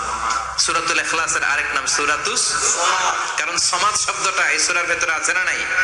কুল হুয়াল্লাহু আহাদ আল্লাহুস সামাদ লাম ইয়ালিদ ওয়া লাম ইউলাদ ওয়া লাম ইয়াকুল লাহু কুফুয়ান আহাদ। তার মানে সমাদ কার নাম? চিল্লায় বলেন আল্লাহর নাম। সমাদ হচ্ছে আল্লাহর নাম। সমাদের বিপরীত হচ্ছে সনাম। সমাদ শব্দের বিপরীত কি? সনাম। সনাম মানে মূর্তি। সনাম মানে কি? মূর্তি, স্ট্যাচু। সনাম মানে মূর্তি। বিশ্বনবীর জামানায় এক লোক মূর্তির ইবাদত করত, মূর্তিটারে সব সময় আদর করত, মূর্তিটারে সব সময় ভালোবাসতো, সোহাগ করতো, মূর্তির কাছে চাইতো। রাত্রিবেলা উঠে মূর্তির কাছে কেঁদে কেঁদে মনের দুঃখ বলতো আর জিকির করতো, সনাম সনাম সনাম। আর সনামের বিপরীত কি? সমাদ। একদিন তার প্রিয় মূর্তিটাকে রেখে, তার কল্পিত খোদাটাকে রেখে সে বাজারে গেল। বাজার থেকে এসে দেখে তার মূর্তি গোসল করে দাঁড়ায় আছে, উপরে পানি, গোসল করা পানি। He thought it is the water of mercy and barakah. সে ভাবলো যেহেতু আমার খোদার গায়ের পানি, এটা রহমতের পানি হবে। কথা বলেন, খোদায় যদি গোসল করে খারাপ পানি দিয়ে করবে নাকি? কথা কয় না, এটা অনেক দামি পানি হবে, এটা নিশ্চয়ই বরকতের পানি হবে। He thought it is the water of mercy and blessings and water of rahmah. সে ভাবলো এটা রহমতের পানি, এই পানিকে তো এমনি মিস করা যায় না। যত রোগ আছে সব রোগের নিয়তে এখনই খাওয়া শুরু করে দেই। জিহ্বা দিয়ে চাটতে শুরু করেছে। Started to suck it, the water of barakah. When he started to suck it, he found the taste is little bit weird. The taste is bitter. স্বাদটা একটু কটা কটা লাগে, লোনা লোনা লাগে, টক টক লাগে। বাট সে মনে মনে ভাবে এটা তো রহমতের পানি, ইট শুড বি সুইটার, এটা তো মিষ্টি হওয়ার কথা। কি হওয়ার কথা? It should be sweeter, but it is bitter. স্বাদটা কেমন টক টক, কটা কটা, লোনা লোনা, লবণ লবণ লাগে। ঘটনা কি? রহমতের পানি, খোদার গায়ের পানি, এটা কটা হবে কেন? খুঁজতে লাগলো কোনো কিছু ঘটছে কিনা। আশেপাশে তাকায় দেখে হাদিসে এসেছে সালাবান। সালাব মানে কি কে জানে? কুত্তা না, খ্যাকশিয়াল। আসলে কি? খ্যাকশিয়াল। আমরা বলে ফেলি যে কুকুর, আসলে দুইটা কুকুর সে দেখতে পেল, আর দেখলো এখনো রহমতের পানি পড়তেছে জায়গা দিয়ে, জায়গা দিয়ে রহমতের পানি ইজ ড্রপিং ডাউন, পানি পড়ছে এখনো। বুঝতে আর বাকি রইল না, আসলে এটা রহমতের পানি না, এটা গজবের পানি। কথা বলেন, রেগে মেগে আগুন। ঘটনা কি? এতদিন ভাবতাম খোদা, এখন দেহি হুদা। রাতের ঘুম নষ্ট করে কত রাত কেটেছি, কত রাত মনের কথাগুলো তাকে আমি বলেছি, এখন দেহি হুদা। আগে ভাবতাম খোদা, আসলে তো এইটা আমার কিচ্ছু করতে পারবে না, এটার এখন সাইজ করার সময় আসছে। কথা কন। মূর্তিটাকে নিয়ে জমিনের মধ্যে আছড়াতে শুরু করলো, ভাঙতে ভাঙতে হাত আলাদা করলো, খোদার হাত পা সব আলাদা করে ফেলছে। খোদারে মাইরা সাইজ করে তুরজা করে ফেলাইছে। হাত পা, খোদার হাত পা নিয়ে বিশ্বনবীর কাছে চলে গিয়েছে, যে বলে আব্দুল্লাহর বেটা মুহাম্মদ, বড্ড ভুলের ভেতরে আমি ছিলাম।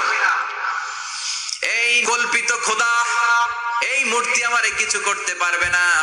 যে নিজেকে খ্যাকশিয়ালের পেশাব থেকে নিজের দেহটারে বাঁচাতে পারে না, এই খ্যাকশিয়ালের পেশাব থেকে যে নিজের রক্ষা করতে পারলো না, সে কিয়ামতের দিন কঠিন মুসিবতের কালে জাহান্নামের আগুন থেকে আমারে কেমনে বাঁচাবে? কেমনে বাঁচাবে? আমি আর এই কল্পিত খোদার ইবাদত করতে চাই না। আপনি আমাকে শাহাদা পড়িয়ে দেন। কি পড়িয়ে দেন? ঝিনুকের ভেতর লুকিয়ে থাকে যেমন মতি, ঝিনুকের ভেতর লুকিয়ে থাকে যেমন মতি, কালমা শাহাদাতে আছে আল্লাহর জ্যোতি, কালমা শাহাদাতে আছে আল্লাহর জ্যোতি। পড়েন সবাই। ঝিনুকের ভেতর লুকিয়ে থাকে যেমন মতি, ঝিনুকের ভেতর লুকিয়ে থাকে যেমন মতি, কালমা শাহাদাতে আছে আল্লাহর জ্যোতি, কালমা শাহাদাতে আছে আল্লাহর জ্যোতি। পড়েন আল্লাহু আকবার। এসে বলে আব্দুল্লাহর বেটা মুহাম্মদ, আর আমি এই কল্পিত মূর্তির ইবাদত করতে চাই না, আমারে পড়িয়ে দেন লা ইলাহা ইল্লাল্লাহু মুহাম্মাদুর রাসূলুল্লাহ সাল্লাল্লাহু আলাইহি ওয়াসাল্লাম। কালিমা পড়ে মুসলমান হয়ে গিয়েছে। তার মানে এই সূরার আরেকটা নাম হচ্ছে সূরাতুস সামাদ। তিনটা নাম আমরা শিখলাম এই সূরার। প্রথমে শিখেছি সূরাতুত তাওহীদ, দুই নম্বরে শিখেছি সূরাতুল মারিফা, তিন নম্বরে শিখেছি সূরাতুস সামাদ। এই সূরাটা অনেক ফজিলতপূর্ণ সূরা। বিশ্বনবী এই সূরাটাকে বড্ড বেশি ভালোবাসতেন। বিশ্বনবী সাল্লাল্লাহু আলাইহি ওয়াসাল্লাম ফজরের যে 2 রাকাত সুন্নাত, মাগরিবের যে 2 রাকাত সুন্নাত, এই সুন্নাত নামাজে এই সূরাটা পড়তেন। জোরে পড়েন সুবহানাল্লাহ। আবার যারা হজ উমরা করতে গিয়েছেন, তাওয়াফ করা লাগে, ফরজ তাওয়াফ আছে, নফল তাওয়াফ আছে, 7টা টার্ন করা লাগে। হাজরে আসওয়াদ থেকে শুরু করে আবার হাজরে আসওয়াদ পর্যন্ত এক চক্কর, এরকম 7টা চক্কর দিলে হয় একটা তাওয়াফ। সব নবীরা, সব আল্লাহর ওলিরা, পৃথিবীর সব মুসলমানরা আল্লাহর এই ঘরকে কেন্দ্র করে প্রতিদিন তাওয়াফ করে, কোন সুবহানাল্লাহ। এবং তাওয়াফের এই ইবাদতটা পৃথিবীর শুধু ওই এক জায়গায় করা যায়। নামাজ পৃথিবীর সব জায়গায় পড়া যায়, ঠিক কিনা? মসজিদুল হারামেও পড়া যায়, বাংলাদেশেও পড়া যায়। জিকির আল্লাহর ঘরেও করা যায়, এখানেও করা যায়। দান ওখানেও করা যায়, এখানেও করা যায়। কিন্তু তাওয়াফের মতো ইবাদত, এটা কি সব জায়গায় করা যায়? নাগাইশে তাওয়াফ করতে পারবেন?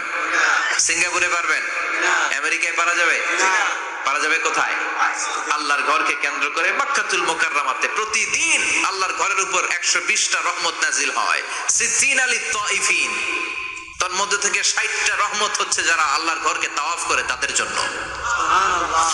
40 লিল মুসাল্লিন, 40টা হচ্ছে যারা আল্লাহর ঘরের সামনে নামাজ পড়ে তাদের জন্য। 40 আর 60 মিলে 100, বাকি রইল কয়টা? ওয়াল 20 লিন নাযিরিনা ইলাল কাবা, বাকি 20টা রহমত যারা নামাজ পড়ে না, তাওয়াফ করে না, শুধু আল্লাহর ঘরের গিলাফের দিকে তাকিয়ে থাকে, তাদের উপর 20টা রহমত। বিষ্ণু ঈসা ইসলাম তাওয়াফ করার পরে 2 রাকাত নামাজ পড়তে হয়। এই 2 রাকাত নামাজের দ্বিতীয় রাকাতে সূরাতুল ইখলাস পড়তেন, প্রথম রাকাতে পড়তেন সূরাতুল কাফিরুন। তাওয়াফের সালাতে প্রথম রাকাতে কোন সূরা? সূরাতুল কাফিরুন। দ্বিতীয় রাকাতে সূরাতুল ইখলাস বিষ্ণুই পড়তেন। আবার বিতরের সালাতের শেষ রাকাতে বিষ্ণুই পড়তেন সূরাতুল ইখলাস। বিতরের সালাত করবেন কয় রাকাত? প্রথমে 2 রাকাত, তারপরে সালাম ফিরিয়ে আবার 1 রাকাত, এইটা সবচেয়ে সহি পদ্ধতি। আবার মাঝে মাঝে বিশ্বনবী 3 রাকাত একসাথে পড়তেন, বসতেন শুধু শেষ বৈঠকে, এটাও ঠিক আছে। আবার আমরা যেটা পড়ি বাংলাদেশে, এটারও দলিল আছে, তবে আম দলিল, এটার খাস দলিল নাই, স্পেসিফিক দলিল নাই। বিষ্ণুই বলেছেন তোমরা বিতরের নামাজকে মাগরিবের নামাজ থেকে আলাদা করে পড়ো। আমরা সেটাও করি, কারণ মাগরিবের নামাজে আমরা 3 রাকাতের পরে এরকম আল্লাহু আকবার বলে হাত উঠাই, তো আলাদা হইছে না? আবার আমরা আল্লাহুম্মা ইন্না নাস্তাইনুকা পড়ি, এটা কি মাগরিবের নামাজে পড়ি নাকি? না। তাহলে পার্থক্য আছে না নাই? তবে প্রথম 2টা বেশি শক্তিশালী। রাতে 2 করে নামাজ পড়বেন, সব শেষে আপনি 1 রাকাত পড়বেন। বিষ্ণু বলেছেন ইজআলু আখিরা সালাতিকুম ফিল লাইলি ভিতরা, তোমরা রাতের শেষ নামাজটাকে ভিতরের নামাজ বানিয়ে দিও। সুবহানাল্লাহ পড়েন। এইজন্য যাদের তাহাজ্জুদের অভ্যাস আছে, তাহাজ্জুদের পরে পড়া সুন্নাত। যাদের তাহাজ্জুদের অভ্যাস নাই, এশার সালাতের পরে পড়ে ফেলবেন। ইন্নাল্লাহা বিতরুন ইউহিব্বুল বিতরা, আল্লাহ নিজে বেজোর, তাই বেজোরকে তিনি পছন্দ করেন। এজন্য দিনের নামাজ, রাতের নামাজ সবই বেজর। সারাদিন যা পড়লেন মাগরিবের 3 রাকাত পড়ার মধ্য দিয়ে সব বেজর হয়ে যায়। আবার রাতে 4 রাকাত, 2 রাকাত করে যত নামাজ পড়লেন, শেষে 1 রাকাত বেতের দিয়ে বা 3 রাকাত বেতের দিয়ে সব বেজর হয়ে যায়। এই 3 রাকাত বেতের নামাজের সর্বশেষ রাকাতে বিশ্বনবী এই ছোট্ট সূরাটা পড়তেন। সুবহানাল্লাহ পড়বেন না? এই আমলগুলো করতে মনে থাকবে সবার। আবার বিষ্ণু বলতেন সূরাতুল ইখলাস সাধারণ সূরা না, এটা সুলুসুল কোরআন, 1/3 অফ দা বুক। কোরআনের 3 ভাগের 1 ভাগ। কোরআন 30 পারা। এই সূরা একবার তেলাওয়াত করলে 10 পারার সওয়াব হয়ে যায়। 2 বারে পড়লে 20 পারার সওয়াব হয়ে যায়। 3 বারে পড়লে 30 পারার সওয়াব হয়ে যায়। পড়েন সুবহানাল্লাহ। 1/3 এই পুরো কিতাবের 1/3, 1/3 অফ দা বুক, সুলুসুল কোরআন।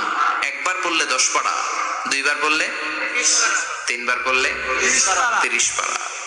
অনেক মুহাদ্দিসিন এবং মুফাসসিরিনরা বলে না, সুলুসুল কোরআন 1/3 অফ দা বুক দিয়ে বিশ্বনবী এটা বুঝায় নাই। বিশ্বনবী বুঝিয়েছে অন্য একটা জিনিস। সেটা কি? সেটা হচ্ছে পুরো 30 পারা কোরআনের কথাকে যদি আমাকে 3 শব্দে আপনি আমাকে বলতে বলেন যে হুজুর পুরো 30 পারায় আল্লাহ কি বলেছে, আমি বলবো তাওহীদ, রিসালাত, আখিরা। এই 3টা কথা পুরো 30 পারা কোরআনের ভেতরে আল্লাহ তাআলা আমাদেরকে বলেছেন। তাই কোরআনের যে সূরারই তাফসীর আমি করি না কেন, সেখানে হয় তাওহীদ, নয় রিসালাত, নয় আখিরাতের কথা সেখানে আছে না নাই? আছে। এজন্য পুরো কোরআনের শিক্ষাটাকে প্রেসাইজ করলে, কনসাইজ করলে 3টা শব্দ দাঁড়ায়, তাওহীদ, রিসালাত, আখিরাত। যেহেতু সূরাতুল ইখলাসের ভেতরে তাওহীদের কথা আছে, তার মানে 3 ভাগের 1 ভাগ কথা আছে না নাই? আছে। সুবহানাল্লাহ পড়েন। সুলুসুল কোরআন, 1/3 অফ দা বুক। একবার পড়লে 10 পারা, দুইবার পড়লে 20 পারা, তিনবার পড়লে পুরো কোরআনের খতম, কিংবা যে তিনটা মেসেজ আল্লাহ দিতে চেয়েছেন পুরো কোরআন দিয়ে, তার একটা এই সূরার ভেতরে আছে না নাই? চিল্লায় বলেন। আবার বিশ্বনবী মদিনাতে হিজরতের আগে কোবা পল্লীতে মসজিদ বানালেন, মসজিদে কোবা। হজ করতে গেলে, উমরা করতে গেলে লোকজন এই মসজিদটাতে বড্ড ভিড় করে, কারণ বিশ্বনবী প্রতি সপ্তাহের শনিবার এই মসজিদে যেতেন। কি বার? কথা বলেন। এজন্য মদিনাতে গেলে শনিবারে জিয়ারত করা সুন্নাত। শনিবারে, প্রতি শনিবারে বিশ্বনবী মসজিদে নববী থেকে হেঁটে হেঁটে হেঁটে হেঁটে এই মসজিদে কুবায় যেতেন। বিশ্বনবী বলেছেন, যারা ঘর থেকে ওযু করে এই মসজিদে কুবায় যে 2 রাকাত নামাজ পড়বে, একটা কবুল উমরা হজের সওয়াব আল্লাহ তার আমলনামায় দিয়ে দিবে। এই মসজিদে কুবা মসজিদের জন্য বিশ্বনবী একজন ইমাম নির্ধারণ করলেন। ইমাম সাহেবকে বললেন, যাও তুমি নামাজ পড়াও। বিশ্বনবীর অ্যাপয়েন্ট দেয়া ইমাম সাহেব কুবা পল্লীতে যে নামাজ পড়ানো শুরু করলেন, কিন্তু সমস্যা বেড়ে গেল। তিনি মাগরিবের নামাজ, এশার নামাজ আর ফজরের নামাজ, মানে যেই নামাজে আওয়াজ করে কেরাত পড়তে হয়, কয় নামাজে আওয়াজ করে কেরাত? কথা বলেন। কি কি? মাগরিব, এশা, ফজর। এই ইমাম সাহেব ইমামতির চান্স পেয়ে প্রতি রাকাতের নামাজে সূরা ফাতিহা পড়ার পরই সূরা ইখলাস দিয়ে নামাজ শুরু করে, তারপরে আরেকটা সূরা পড়ে, আবার দ্বিতীয় রাকাতে সূরাতুল ফাতিহা পড়ে, আবার সূরা ইখলাস। ফজরের সময়ও সূরা ইখলাস, এশার সময়ও সূরা ইখলাস, মাগরিবের সময়ও এই সূরা। মুসল্লিরা সব খেপে গিয়েছে, সবাই বলে, ও ইমাম সাহেব, ঘটনা কি? খালি কুল হুয়াল্লাহ পড়েন কেন? আর সূরা নাই আপনার? খালি কুল হুয়াল্লাহ পাইছেন নাকি? নাগাইশ জামে মসজিদের ইমাম সাহেব মাগরিবের প্রথম রাকাতেও সূরাতুল ইখলাস, দ্বিতীয় রাকাতেও ইখলাস, এশার নামাজের প্রথম রাকাতেও ইখলাস, দ্বিতীয় রাকাতেও ইখলাস, ফজরের রাকাতেও ইখলাস, দ্বিতীয় রাকাতেও ইখলাস। কি করবেন? আজকে ইমামের একদিন কি আমার একদিন। পাইছেন কি আপনি? সবাই বলে, আপনি পাইছেন কি? ইমাম সাহেব পড়তে মন চাইলে পড়ো, নাইলে অন্য মসজিদে যাও। কারণ এটা বাংলাদেশের সিস্টেমে সভাপতি সেক্রেটারির নিয়োগ দেয়া ইমাম না, নিয়োগ দিয়েছে বিশ্বনবী। আবার ক্যান্সেল করলেও লাগবে বিশ্বনবীরে, ঠিক কিনা? নিয়োগ দিয়েছে বিশ্বনবী, নিয়োগ বাতিল করলেও করবে কে? বিশ্বনবী। মুসল্লির তো কোনো ইখতিয়ার নাই। সব মুসল্লিরা মিলে বিশ্বনবীর দরবারে যায়, যে বলে, নবী কি ইমাম সাহেব দিলেন, কুল হুয়াল্লাহ ছাড়া কিচ্ছু পারে না, খালি কুল হুয়াল্লাহ। কি এক মুসিবতে আছি, প্রত্যেক নামাজে কুল হুয়াল্লাহু আহাদ দিয়ে শুরু করে, এরপরে আরেক সূরা পড়ে। ঘটনা কি? বিশ্বনবী বললেন, ইমাম সাহেবরে ডাকো। বিশ্বনবী ইমাম সাহাবীরে বললেন, ও সাহাবী, কেন এই কাজটা করো? তোমার মুসল্লিরা বলে প্রতি রাকাতে কেন কুল হুয়াল্লাহ দিয়ে শুরু করো, ঘটনাটা কি? অন্য সূরা পড়ো না কেন? সাহাবী বলে, নবী গো, এই সূরাটারে আমি বড্ড বেশি ভালোবাসি, কারণ ফিহি সিফাতুর রহমান, এই সূরার ভেতরে আমার আল্লাহর পরিচয় আছে গো নবী। এই ছোট্ট সূরার ভেতরে রব্বুল আলামিন যত সুন্দরভাবে নিজের পরিচয়টা বলে দিয়েছেন, কোরআনের কোন সূরার ভেতরে সেই পরিচয় আমি পাই না। তাই এই সূরাটা দিয়ে প্রতি রাকাতে নামাজ শুরু না পড়লে আমার কলিজা ঠান্ডা হয় না গো নবী। বিশ্বনবী বললেন, ঠিক আছে, চেঞ্জ করার দরকার নাই, তুই প্রতি রাকাতেই কুল হুয়াল্লাহ পড়বি। সুবহানাল্লাহ পড়েন। প্রতি রাকাতেই তুমি সূরাতুল ইখলাস পড়বা, ইমামতি বাতিল হবে না। তবে জেনে রেখো, এই সূরার প্রতি ভালোবাসা কিয়ামতের দিন তোমার জান্নাতে পাঠায়া দিবে।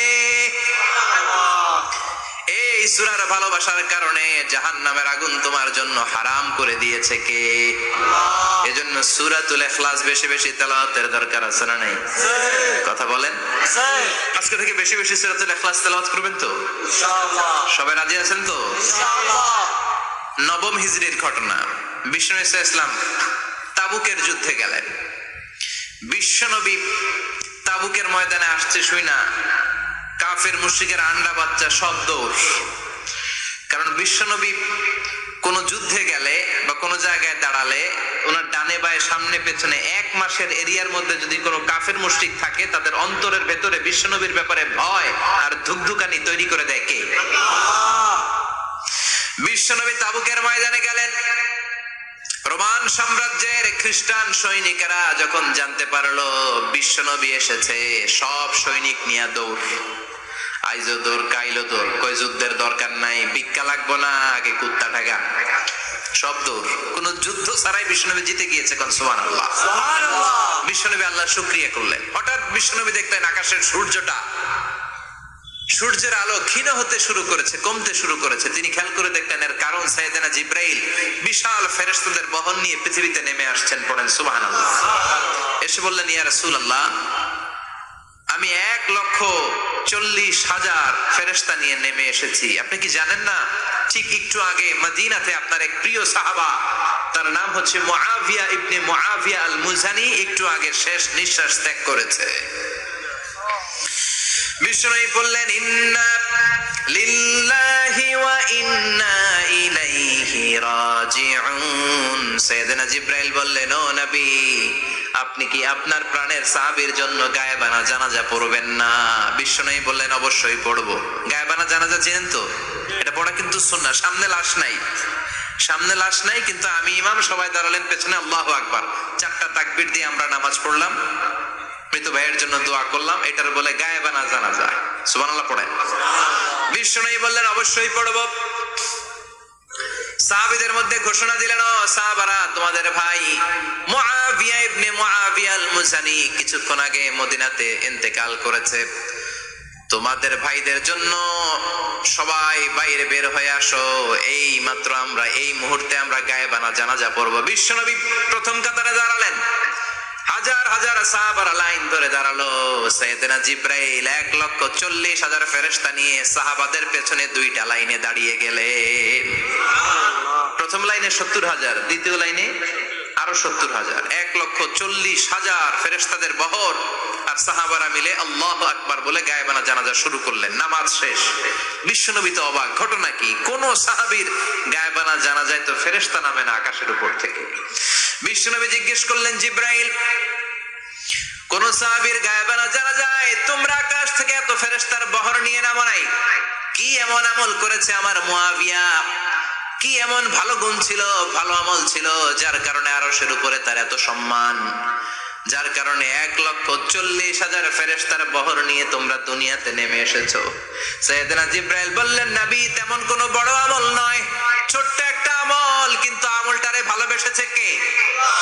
আপনার এই প্রিয় সাহাবী হাঁটতে বসতে চলতে ফিরিতে সব সময় পড়তো, কুল হুয়াল্লাহু আহাদ, আল্লাহুস সামাদ, লাম ইয়ালিদ ওয়া লাম ইউলাদ ওয়া লাম ইয়াকুল লাহু কুফুয়ান আহাদ। পড়েন আল্লাহু আকবার। এজন্য বেশি বেশি সূরাতুল ইখলাস তেলাওয়াত করতে রাজি আছেন তো? ইনশাআল্লাহ। মনে থাকবে? বিষ্ণু ঈসা ইসলাম প্রতিদিন ফজরের নামাজের পরে, মাগরিবের নামাজের পরে, ওয়া ইনদামা ইয়ামশি ইলা ফিরাশিহি, রাতে যখন বিছানায় যাবেন, এই 2 হাতকে একত্রিত করে সূরাতুল ইখলাস পড়তেন, সূরাতুল ফালাক পড়তেন, সূরাতুন নাস পড়তেন, পড়ে হাতে ফু দিতেন। সহিহ হাদিস। ফু দিয়ে এই ফু দেওয়া হাতটা সারা দেহের মধ্যে ইয়াবদাউ বিহিমা রাসাহু, মাথা থেকে শুরু করে পা পর্যন্ত এভাবে মেসেজ করে দিতেন, মালিশ করে দিতেন। সুবহানাল্লাহ পড়েন। This is a protection you take from your Lord from all the bad eyes, evil eyes, সব হিংসুকের চোখ থেকে, হিংসা থেকে, সব জাদুটোনা থেকে, সব ব্ল্যাক ম্যাজিক থেকে আপনি প্রোটেকশন চাইলেন কার কাছে? আল্লাহর কাছে। সকালবেলা যদি এই 3টা সূরা পড়ে ফু দেন, এটাকে আরবিতে বলে কুল আস-সালাসা, কারণ এই 3টা সূরা শুরুতেই কুল আছে না নাই? আছে। কুল হুয়াল্লাহু আহাদ, কুল আউযু বিরাব্বিল ফালাক, কুল আউযু বিরাব্বিন নাস। এজন্য 3টাকে আরবিতে বলে কুল আস-সালাসা, মানে 3 কুল। কি বলে? 3 কুল।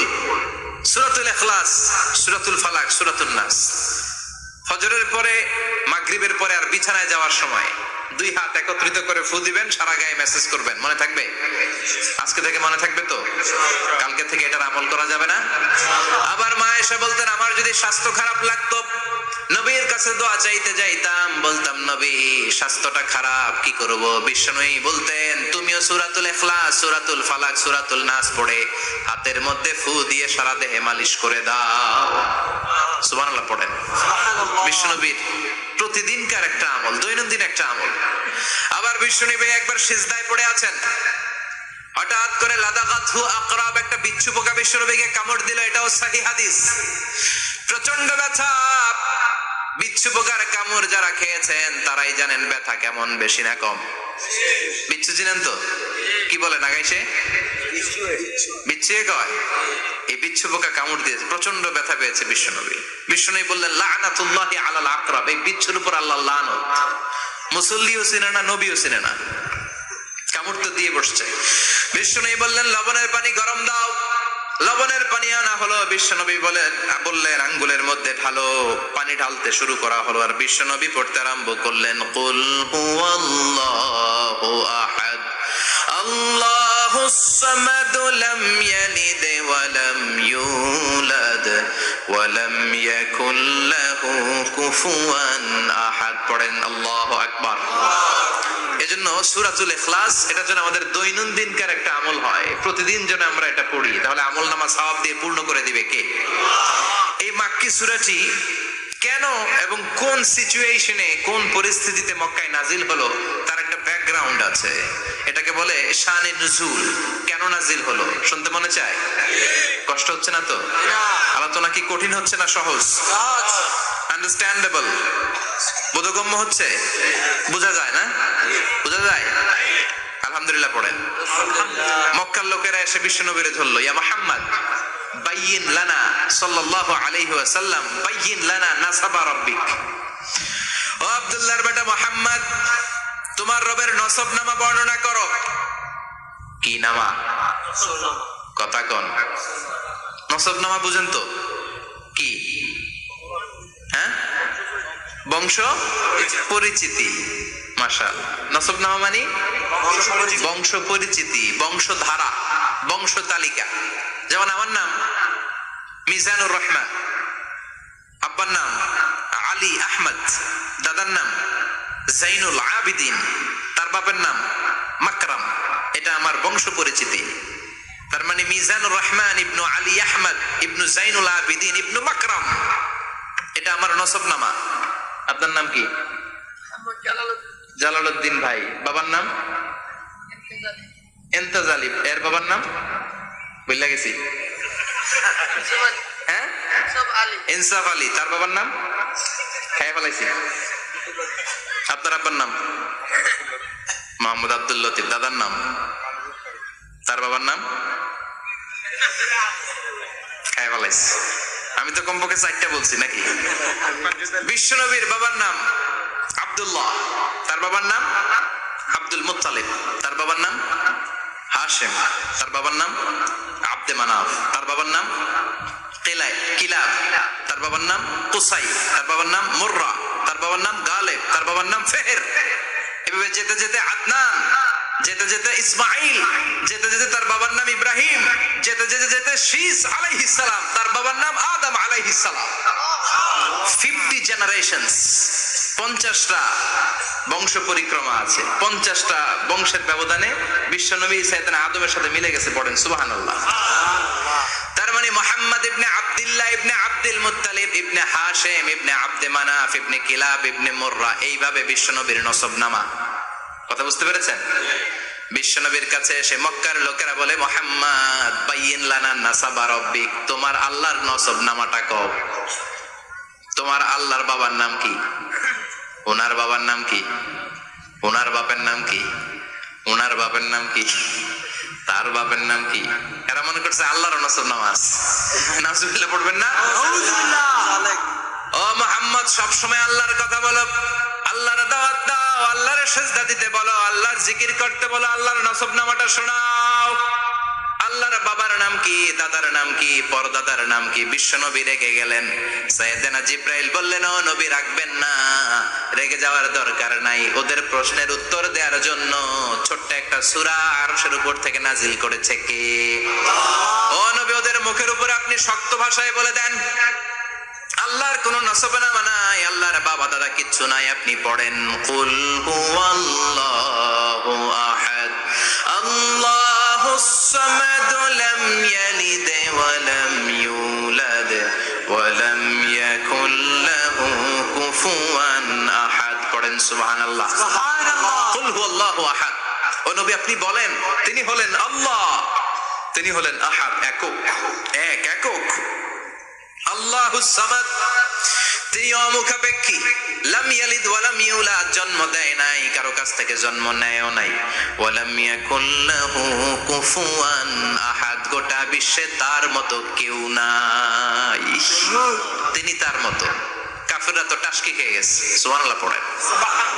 আবার এর শানে নুজুলে আরেকটা বর্ণনা পাওয়া যায়, মুশরিকরা এসে বলল, ইয়া মুহাম্মদ বাইয়িন লানা জিনসা রাব্বিক, তোমার রব কি দিয়ে তৈরি বলো। ও মুহাম্মদ, আমরা মানুষ মাটির তৈরি, ফেরেশতারা নূরের তৈরি, আর জিন জাতি হলো আগুন দিয়ে তৈরি, আমাদের ঘরের আসবাবপত্রগুলো কাঠের তৈরি, এবার বলো তোমার আল্লাহ কিসের তৈরি? আহুয়া মিন ফিদ্দা, তোমার আল্লাহ কি রূপার তৈরি? রূপার খোদা? আহুয়া মিন যাহাব, নাকি সোনার খোদা, স্বর্ণ দিয়ে বানানো আল্লাহ? আহুয়া মিন খাশাব, নাকি কাঠ দিয়ে বানানো তোমার আল্লাহ? কি দিয়ে বানানো বলো? বিশ্ব নবীর কাছে তখন জিব্রাইল আয়াত নাজিল করলেন আর বললেন, নবী, ওদের প্রশ্নের জবাব আপনি এই সূরা দিয়ে পড়েন আর বলেন, কুল হুয়াল্লাহু আহাদ আল্লাহুস সামাদ লাম ইয়ালিদ ওয়া লাম ইউলাদ ওয়া লাম ইয়াকুন লাহু কুফুয়ান আহাদ। পড়েন সুবহানাল্লাহ। এই ব্যাকগ্রাউন্ড ফজিলত সব শুনে সূরাটা একটু নরম হয়ে আসছে না? এখন এখন নরম নরম লাগে না?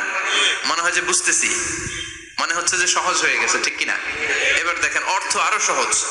আল্লাহ বললেন কুল, কুল মানে বলো। কোরআনের যত জায়গায় কুল পাবেন, রব্বুল আলামিন তার পেয়ারা হাবিবকে অর্ডার করছেন, কুল মানে বলো, সে, ও মাই মেসেঞ্জার সে, বলো। কুল মানে কি? বলো। কুল মানে বলো। হে নবী, আপনি বলেন, হুয়াল্লাহ, তিনি হচ্ছেন আল্লাহ, আর তিনি হচ্ছেন আহাদ, অদ্বিতীয়, এক এবং একক, অদ্বিতীয়। তাহলে প্রথমে বলতে বললেন, ও নবী, আমার সব পরিচয় দেওয়ার আগে আগে নামের পরিচয় দেন। জোরে কোন ঠিক কিনা? আগে ওদের বলে দেন, আমার নাম হলো আল্লাহ। আমার নাম কি?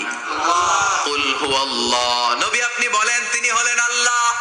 তিনি কে? আল্লাহ বলছেন, ইন্নানি আনাল্লাহু লা ইলাহা ইল্লা আনা ফা'বুদনি ওয়া আকিমিস সালাতা লিযিকরি। ইন্নানি আনাল্লাহ, আমি হলাম আল্লাহ। তিনি কে? জোরে বলেন। আল্লাহর নামটা মুখে নিতে কেমন লাগে? আল্লাহর নামটা ডাকতে ভালো লাগে? সবার ভালো লাগে? প্রাণ ভরে যায়? হৃদয় শীতল হয়? ঠান্ডা ঠান্ডা লাগে ভেতরে? তাহলে চিৎকার দিয়ে আল্লাহর ডাক দেন, বলেন আল্লাহ। আর জোরে আল্লাহর ডাকে বলেন, ইয়া আল্লাহ। গলা ফাটিয়ে ডাক দেন, বলেন আল্লাহ।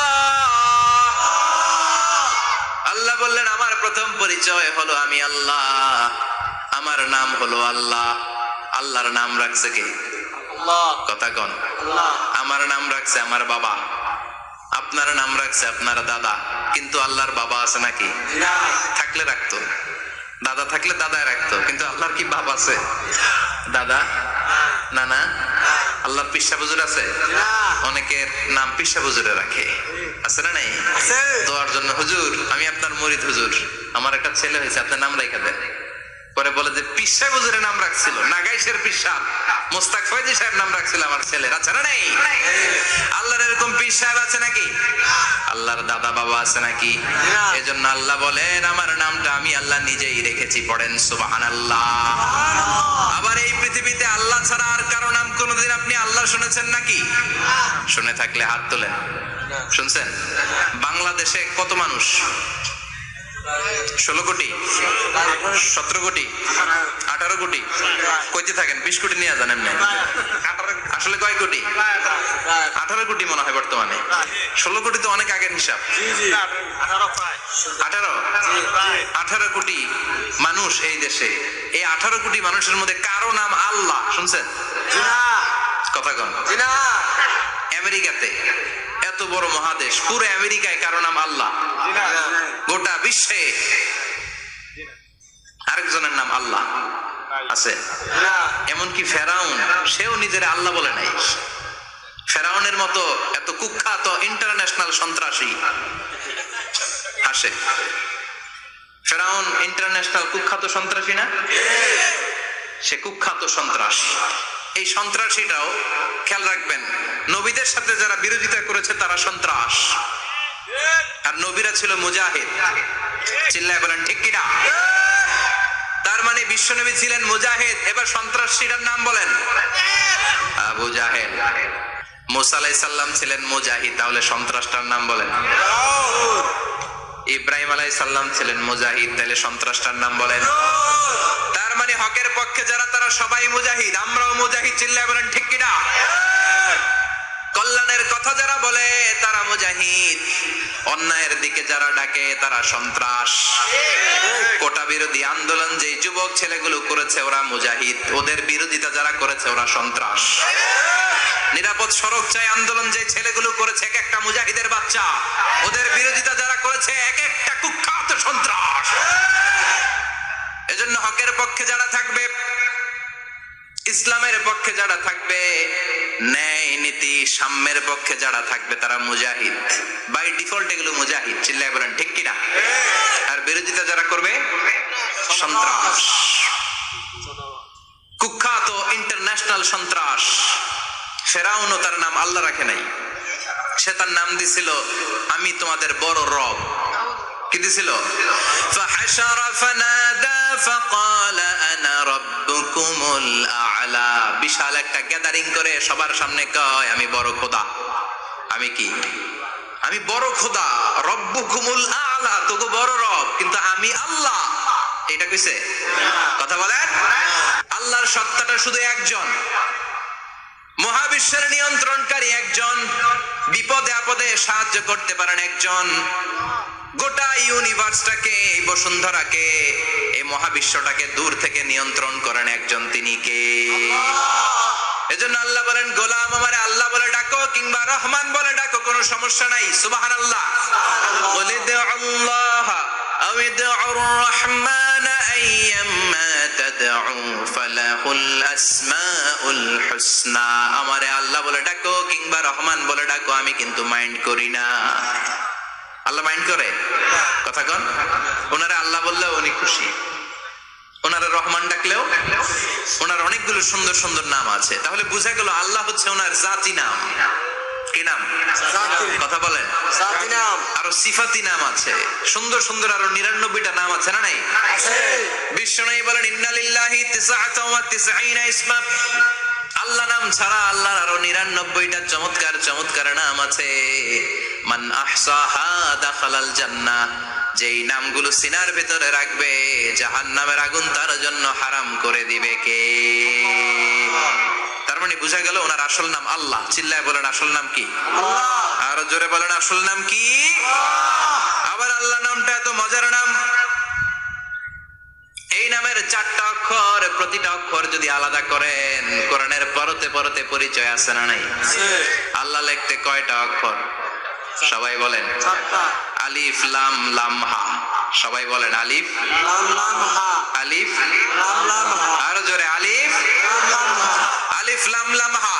আল্লাহ দিয়ে আল্লাহ কোরআনের পরিচয় দিয়েছেন আল্লাহু নূরুস সামাওয়াতি ওয়াল আরদি মাসালু নূরিহি কামিশকাতিন ফিহা মিসবাহ। সুবহানাল্লাহ সুবহানাল্লাহ। এবার আলিফ লাম লাম হা, আলিফ বাদ দিলে থাকে লিল্লাহ। লিল্লাহ দিয়ে পরিচয় আছে না নাই? লিল্লাহি মা ফিস সামাওয়াতি ওয়া মা ফিল আরদি ওয়া হুয়া বিকুল্লি শাইইন আলিম। এবার লিল্লাহর লামটা যদি কেটে দেন থাকে লাহু। লাহু দিয়ে কোরআনে পরিচয় আছে না নাই? একটা দুইটা? কথা বলেন। লাহুল মুলকু ওয়া লাহুল হামদু ওয়া হুয়া আলা কুল্লি শাইইন কাদির। এবার লাহুর লামও যদি বাদ দিয়ে দেন থাকে হু। হু দিয়ে কোনো পরিচয় টরিচয় নাই, এটা দিয়ে পরিচয় আছে। পড়েন হুয়াল্লাহুল্লাযী লা ইলাহা ইল্লা হু আলিমুল গায়বি ওয়াশ শাহাদাতি হুয়ার রহমানুর রহিম। চিল্লায় পড়েন আল্লাহু আকবার। আল্লাহু আকবার। আর জোরে আল্লাহু আকবার। আবার এই নামটা এমন নাম যে নাম আমরা বিপদে পড়লে জপি। পেটে ব্যথা হলে ডাকি কারে? ডায়রিয়া হইলে ডাকি কারে? তুফান ছুটলে ডাকি কারে? ভূমিকম্পে ডাকি কারে? বন্যা শুরু হইলে ডাকি কারে? ফাইযা রাকিবু ফিল ফুলকি দা'আউল্লাহ মুখলিসিনা লাহুদ-দীন ফালাম্মা নাজ্জাহুম ইলাল বাররি ইযা হুম ইউশরিকুন। আল্লাহ বলে আমার কিছু গোলাম আছে সাগরের মাঝখানে যদি তুফানে পড়ে আমারে ডাকে, তুফান চলে গেলে আমারে গালি দেয়, এরকম ডাকাইতাছে না নাই? সব সময় ডাকতে হবে কারে? আল্লাহকে। বিপদে আপদে, সকালে বিকালে, শীতকালে গ্রীষ্মকালে জিকির হবে একজনের নামে, চিল্লায় বলেন তিনি কে?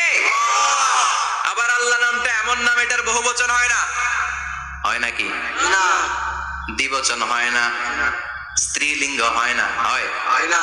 আল্লাহর স্ত্রীলিঙ্গ আছে না, বহুবচন আছে না, কিন্তু ঈশ্বরের স্ত্রীলিঙ্গ আছে না নাই? কথা কন কি? ঈশ্বরী। ভগবানের, আপনাদের এখানে আসার সময় মনে হয় দেখলাম ভগবান হাই স্কুল বা প্রাথমিক বিদ্যালয়, ব্রাহ্মণপাড়া, কি নাম? ভগবান হাই স্কুল। ভগবতী নাই? নাই।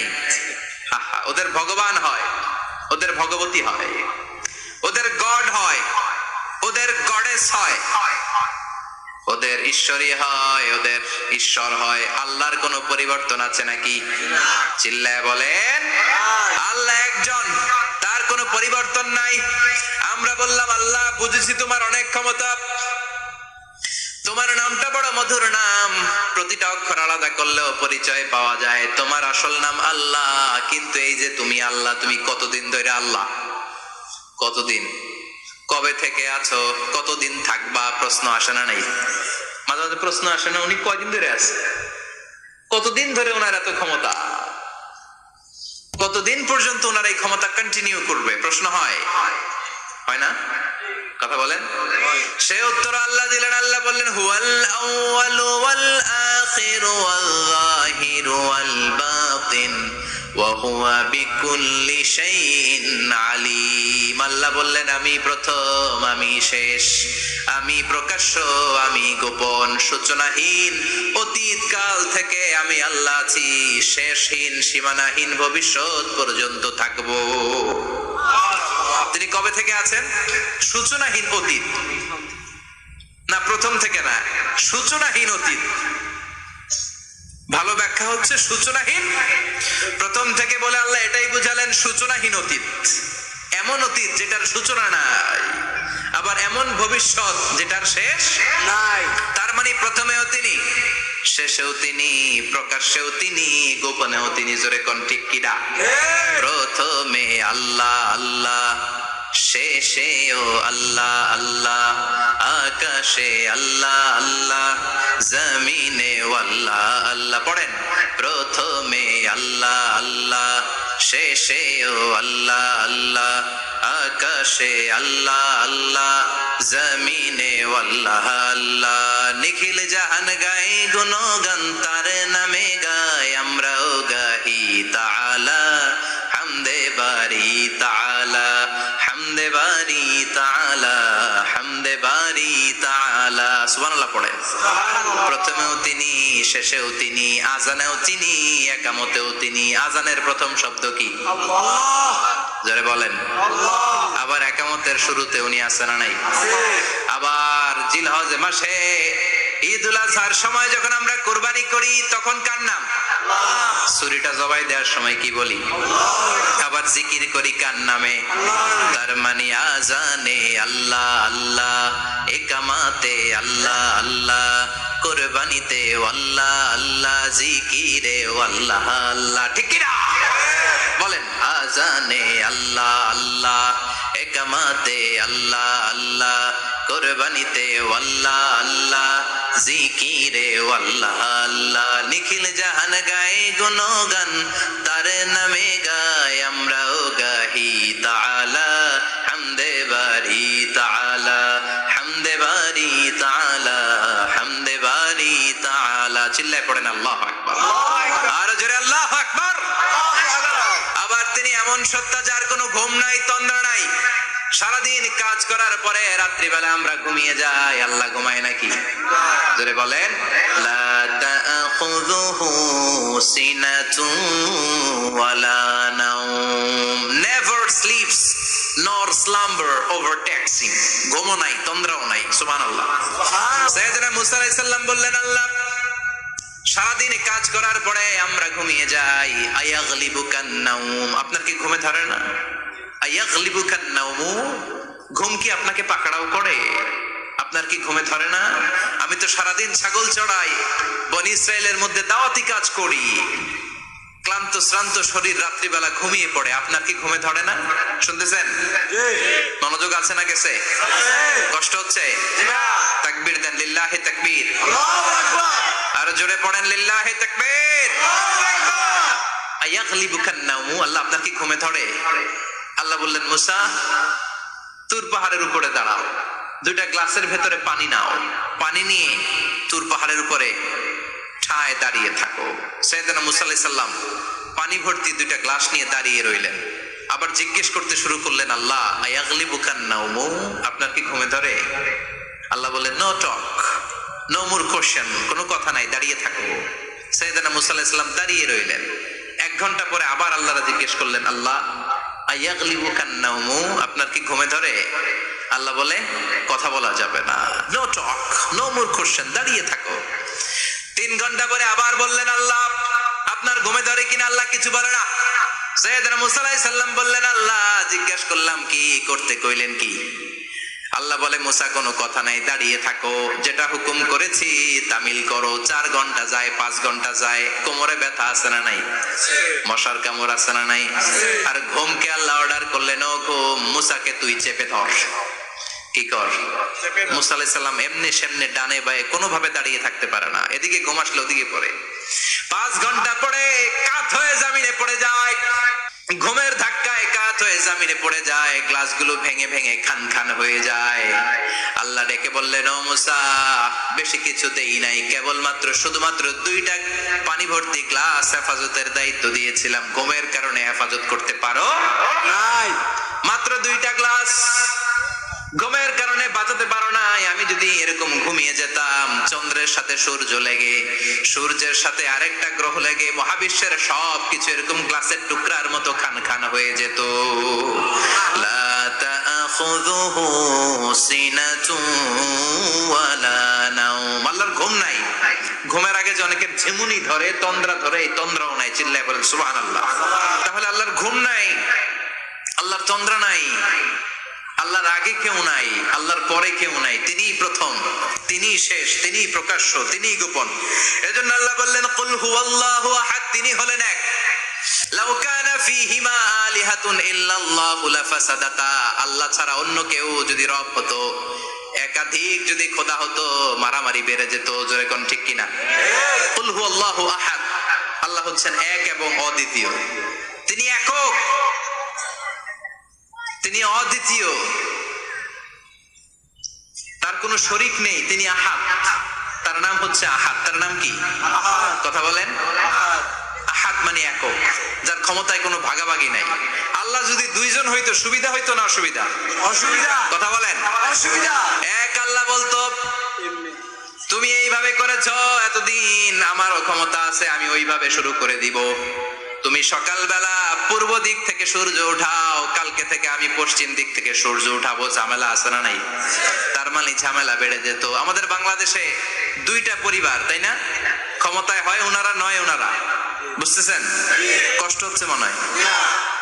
হয় ওনারা, নয় ওনারা।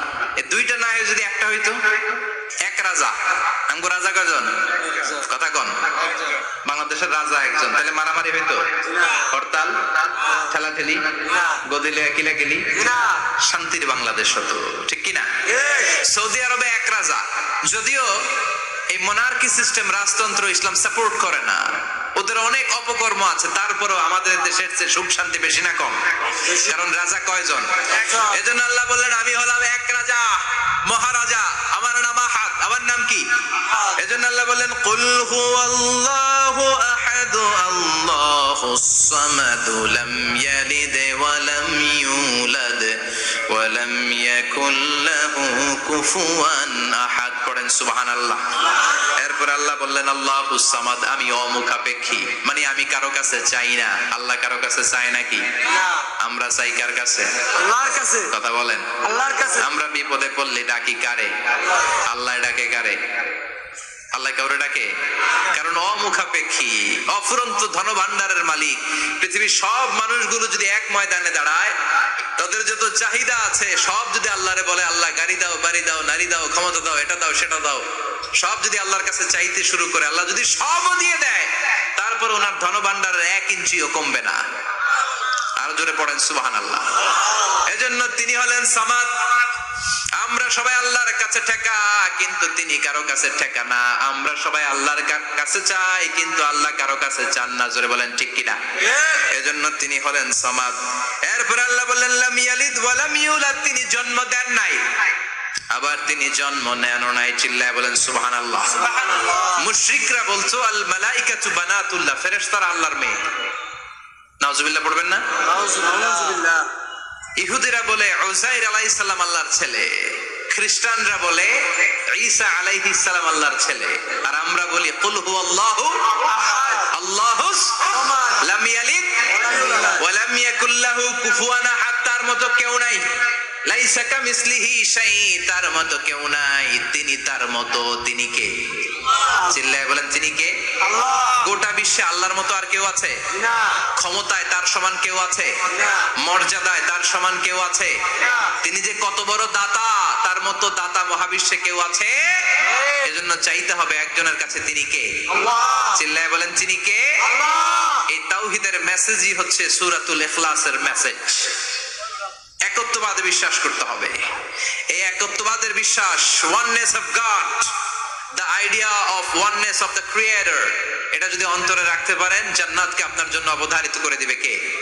আর সূরাতুল ইখলাসের আমল সকাল বিকাল ঘুমোতে যাওয়ার আগে পড়তে রাজি আছেন তো? ইনশাআল্লাহ। কালকে থেকে এই ওয়াজিফা নাগাইশে শুরু হবে ইনশাআল্লাহ। ইনশাআল্লাহ। আর জোরে পড়েন ইনশাআল্লাহ। ইনশাআল্লাহ। আল্লাহ আমাদের সবাইকে কথাগুলো বুঝার ও আমল করার তৌফিক দান করুক। আমরা পড়ি আমিন। আমিন। আর জোরে পড়েন আমিন।